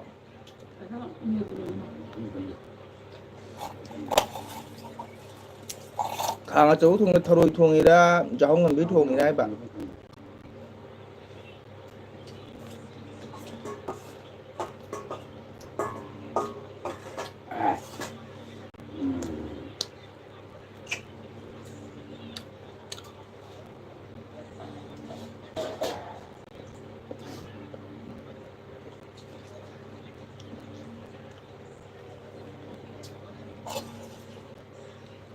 Bala jare ya jare nan gauri na kito bu pang bala so lagi gauri jo 아니 난 그쪽 봐 만에 난 때리는 민호가 또 애가 부르가 돼서 mam마도 보는 거 동나라다 배조 뭐야 또 싫어 우리 배조 그래도 또 싫어 ajo mun tawda 배조 뭐 좋아요 na number dubu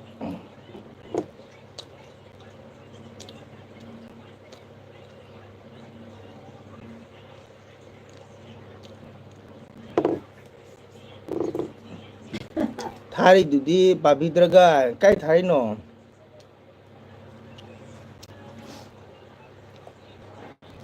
nang hai dudi nahan nongma khang achouba ama thonglaga pijabani kaka tachogi machanupi atombido phajana chai jamna jum namak pinni aina thongbase 사전님이 예 이봉 싱세 아시더니나 마탁들이 야우게네 레비다 뭐 그냥 제가 너 이래시 타이 두디 바비 들어가 히덕 우리 시드나 아이도 그거만 하거든 안 잘하다 근데 심각하다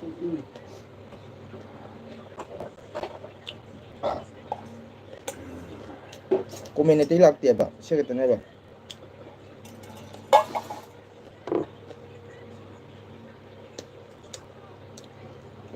아니 원더기.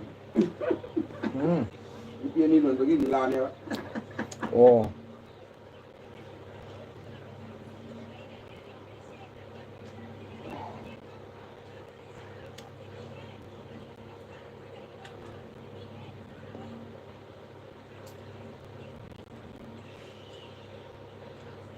와이다.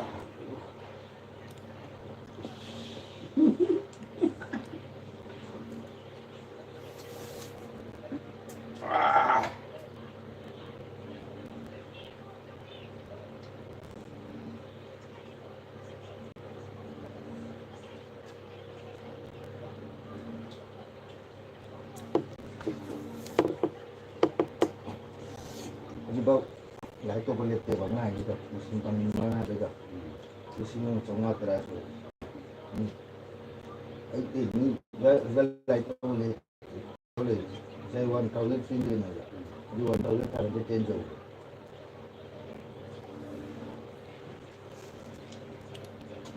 mayam nga sinong sa sekali ko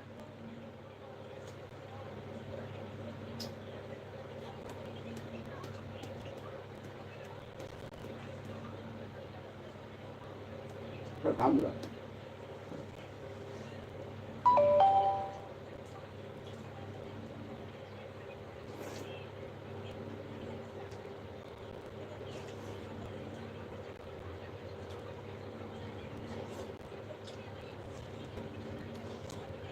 ay mobile si display silub digi ngate hamba sim na kami to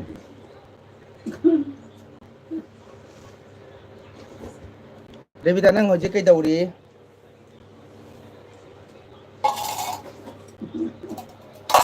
ꯍꯧꯖꯤꯛ ꯐꯝꯃꯤꯔꯥ ꯅꯠꯇ꯭ꯔꯒꯅ ꯀꯩꯗꯧꯔꯤ ꯊꯕꯛ ꯁꯨꯔꯤꯔꯥ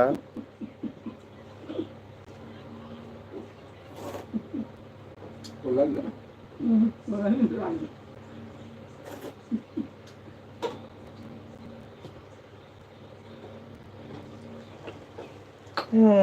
ꯀ꯭ꯔꯤꯁꯅ ꯒꯣꯕꯤꯟꯗ ꯋꯥꯏꯗ ꯐꯝꯃꯁꯨ ꯋꯥꯁꯜꯂꯛꯑꯦ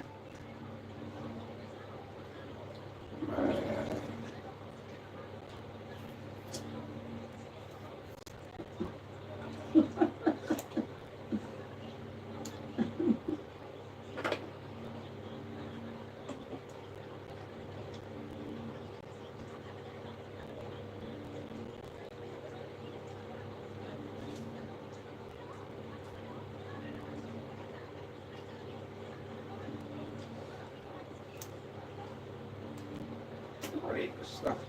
ꯔꯦꯕꯤꯇꯥ ꯅꯪꯗꯤ ꯀ꯭ꯋꯥ ꯆꯥꯕ꯭ꯔꯥ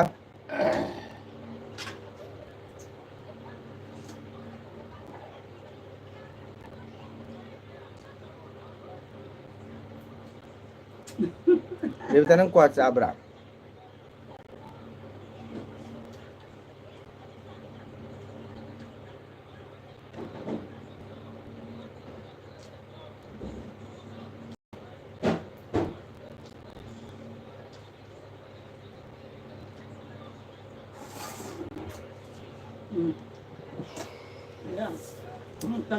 ꯏꯆꯤꯟ ꯀꯅꯥ ꯀꯅꯥ ꯂꯩꯔꯤꯒꯦ ꯉꯥꯏꯍꯥꯛ ꯋꯥꯔꯤ ꯁꯥꯟꯁꯤ ꯂꯥꯛꯄꯤꯌꯨ ꯅꯨꯡꯁꯥꯅꯒ ꯁꯥꯕꯅꯦ LPꯒ ꯊꯥꯖꯤꯟꯕꯅꯦ ꯃꯌꯥ ꯌꯦꯡꯅꯤꯡꯕꯒꯤ ꯋꯥꯈꯜꯒ ꯐꯥꯎꯔꯝꯃꯔꯣꯏꯀꯣ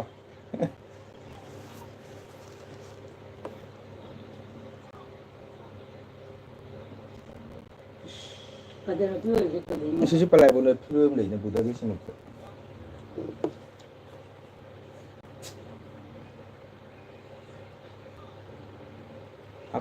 ꯄꯂꯥꯏꯕꯣꯟ ꯆꯤꯡ ꯆꯠꯈ꯭ꯔꯦ ꯑꯉꯥꯎꯕ ꯒꯥꯔꯤ ꯇꯪꯅ ꯏꯃꯨꯡꯗ ꯗꯥꯛꯇꯔ ꯑꯣꯏꯔꯣꯏ ꯇꯧꯕꯅꯦꯕ ꯑꯗꯨꯒꯤ ꯐꯤꯔꯣ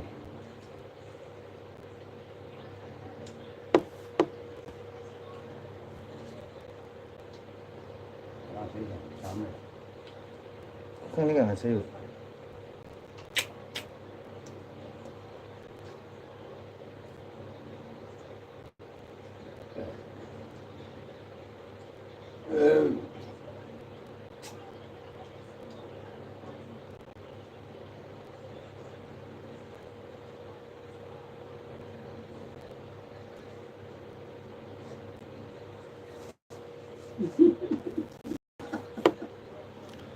ꯔꯦꯕꯤꯇꯥ ꯂꯩꯔꯤꯕꯣ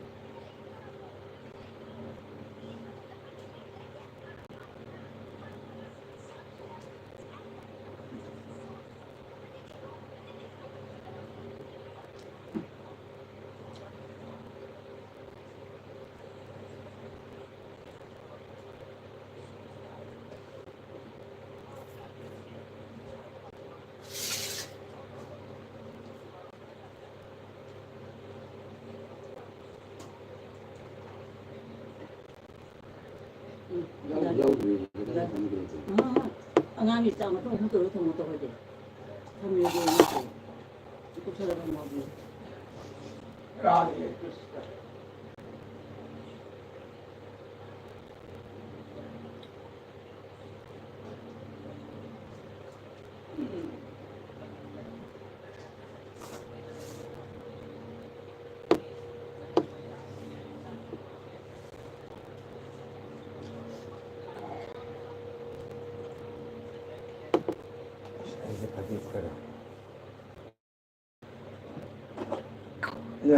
딱 스포츠 따기 바지는 코트는 난 빠집니다.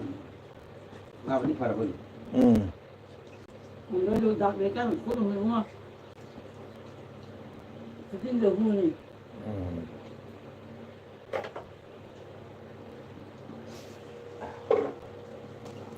Revita kedore tumgrako.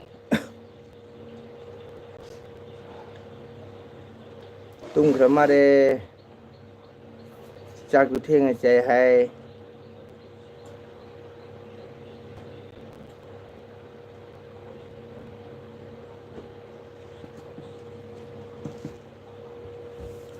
Sama itu ini apa? Baik sudah itu juga gitu. Sama ini. ꯑꯩꯈꯣꯏꯅ ꯆꯥꯛꯇꯨ ꯅꯨꯡꯊꯤꯟ ꯇꯨꯝꯕ ꯌꯥꯝ ꯐꯠꯂꯝꯗꯦ Ah. ꯑꯩꯈꯣꯏꯅ ꯅꯨꯡꯊꯤꯟ ꯇꯨꯝꯃꯤꯁꯦ ꯌꯥꯝ ꯐꯠꯇꯦ ꯍꯥꯏꯌꯦꯕ Masih kayak ini. Kok enggak boleh kayak boleh. Aku apa lagi? Ha, apa sudah? Ya enggak boleh. Kamu kan ada.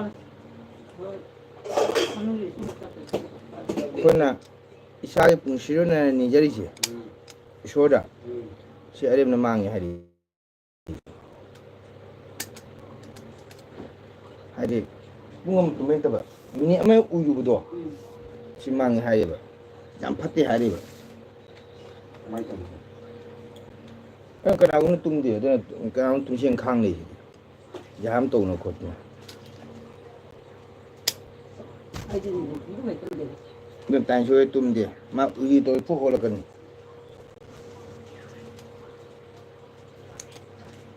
ꯐꯠꯇꯦ ꯍꯥꯏꯌꯦ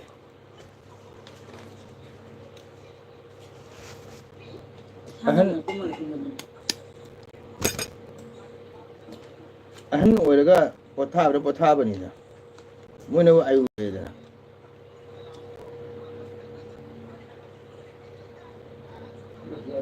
Tapi wah sudah hꯛꯆꯥꯡꯗꯤ ꯉꯥꯏꯍꯥꯛ ꯅꯨꯡꯉꯥꯏꯗꯅ ꯅꯨꯡꯉꯥꯏꯗꯤ ꯅꯨꯡꯉꯥꯏꯌꯦꯕ ꯅꯨꯡꯉꯥꯏꯕꯗꯨ ꯁꯣꯝꯗ ꯀꯞꯄ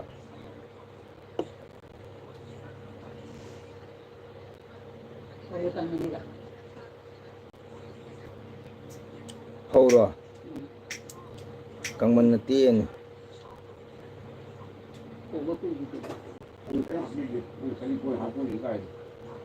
ꯑꯩꯗꯤ ꯐꯧꯔꯦ ꯑꯗꯩꯗꯤ ꯁꯣꯝꯗ ꯀꯣꯟꯃꯨꯛ ꯐꯦꯡꯉꯦ ꯑꯃ ꯈꯨꯗꯛꯇ ꯁꯪꯉꯦ ꯔꯦꯕꯤꯇꯥ ꯇꯨꯝꯃꯕꯣ ꯀꯀꯥ ꯂꯣꯏꯁꯤꯜꯂꯅꯤ ꯌꯥꯝꯗ꯭ꯔꯦ ꯂꯣꯏꯒꯗꯕ ꯃꯤꯅꯤꯠ ꯀꯨꯟꯇ ꯉꯥꯏꯔꯦ ꯇ꯭ꯔꯤꯄꯨꯔꯥ ꯃꯩꯇꯩ ꯂꯥꯏꯐ ꯁ꯭ꯇꯥꯏꯜ ꯏꯇꯩꯃ ꯊꯥꯔꯝꯃꯤ ꯏꯇꯩꯃꯁꯨ ꯂꯥꯏꯐ ꯊꯥꯔꯤ ꯀꯩꯅꯣ ꯄꯤꯖꯔꯁꯤꯔ ꯏꯇꯩꯃ ꯂꯥꯏꯐ ꯊꯥꯔꯝꯃꯤ ꯀꯨꯏꯔꯦ ꯏꯇꯩꯃꯒꯤ ꯆꯪꯗꯕ ꯍꯟꯗꯛ ꯅꯦꯅꯒ ꯅꯨꯡꯉꯥꯏꯇꯕꯅꯦ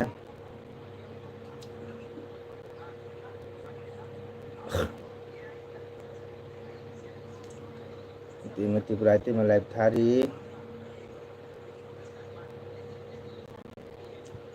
ꯁꯣꯃꯥꯟ ꯃꯌꯥꯝ ꯀꯣꯃꯦꯟ ꯁꯞꯄꯣꯔꯠ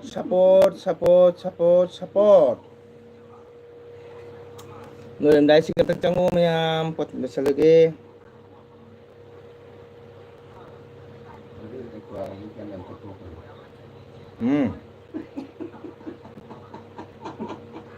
ꯀꯔꯤ ꯁꯤꯒ ꯁꯨꯄꯥꯔꯤ ꯑꯍꯨꯝ ꯂꯩꯔꯝꯃꯤ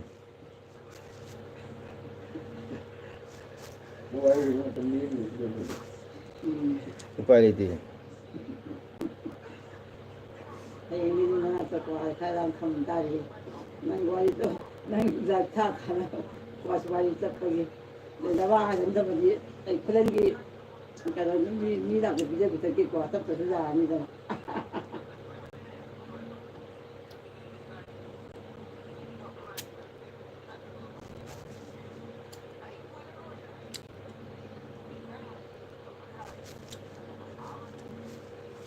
ꯔꯦꯕꯤꯇꯥ ꯇꯨꯝꯈ꯭ꯔꯕꯣ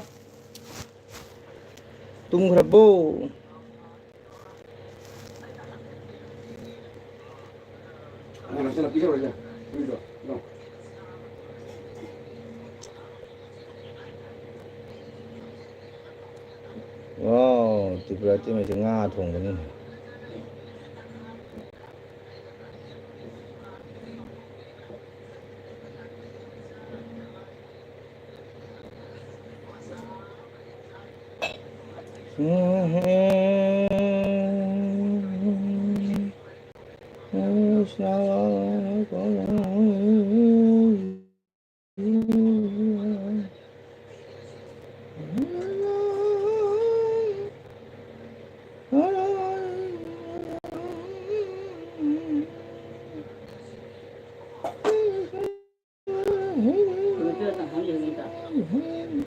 이거 그때 많이 해보니까.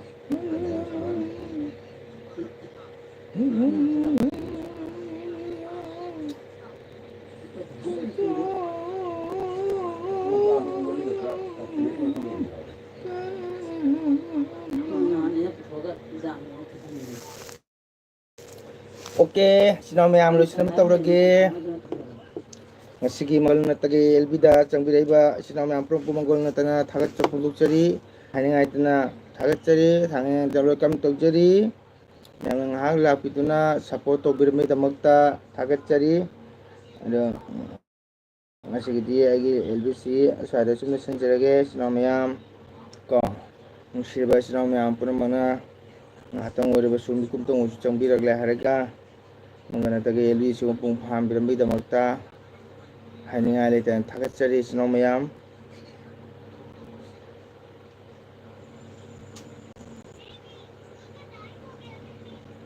adare bita kai dore tumgrabo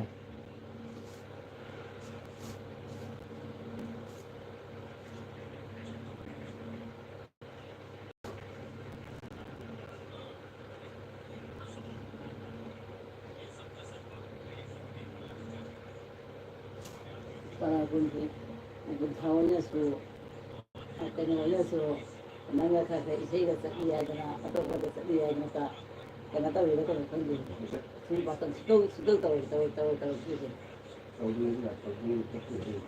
huh? Such a hundred to hotel. Guru Gadi get written in the vision. Another hotel.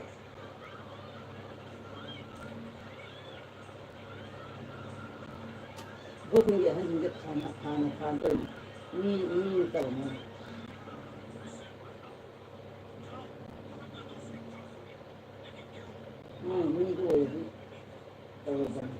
Canada.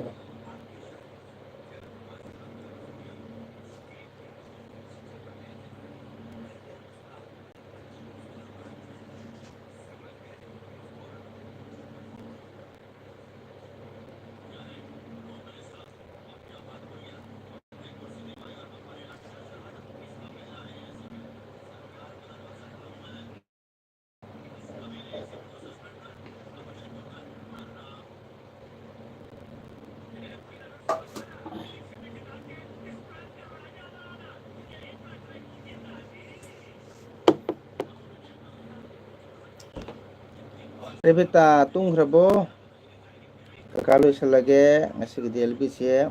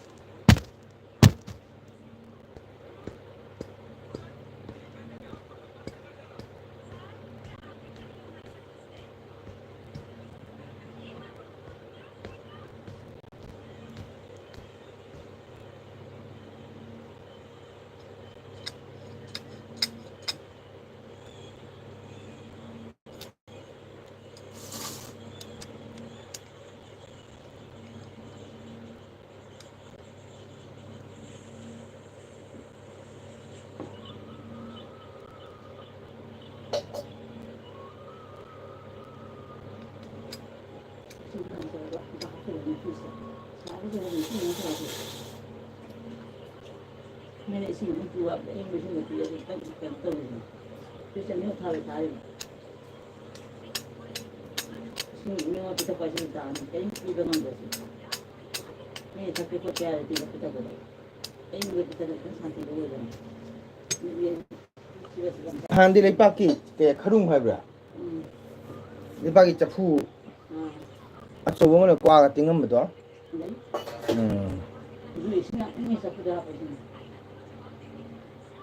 Alagi lebat lagi karung dulu tahu mesti jadi nggak sambal.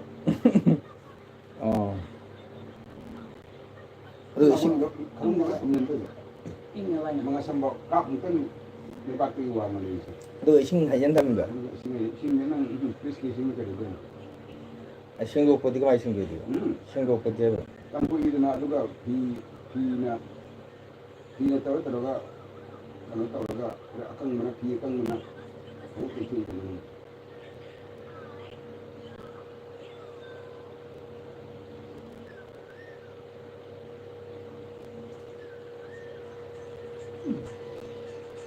Rồi in gì nào thì tôi 우와 우기대 레바게 있자 보기 있거든. 카룽 하베 누구? tôi không được rồi đó không phải không ta làm không được qua học không yên rồi đấy ai được cái gì cái được đấy ai 그런 건 술안 cái nó mất 건강한 건데 그런 건 술안 sau khi đi vào công ty quá sau khi một cái hôm của mình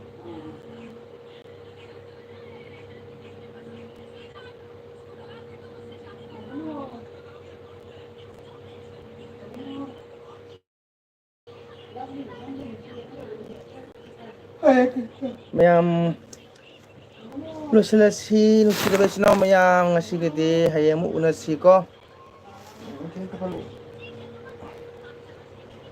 ai re bita tungre mobile jenga tungre masingang se re bita kakak pothara ge ko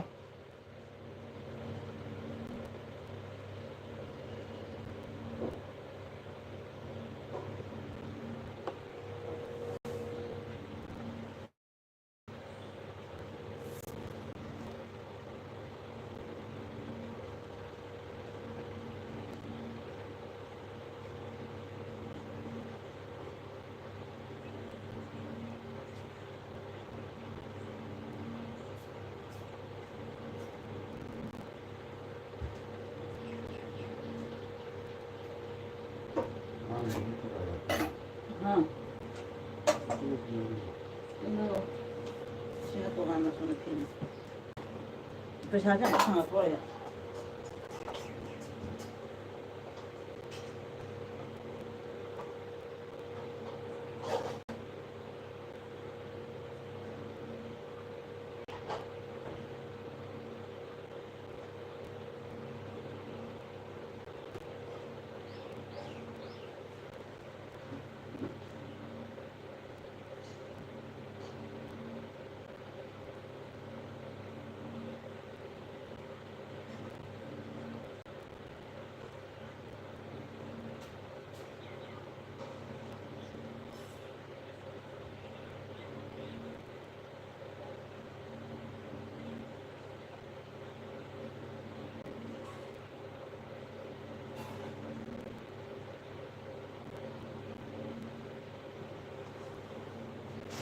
mayam lusilage ko ngasi gede salage hoy na ite sanda tamo ai ne live elbe pudulak sege sino mayam to kokte mayam ngai biu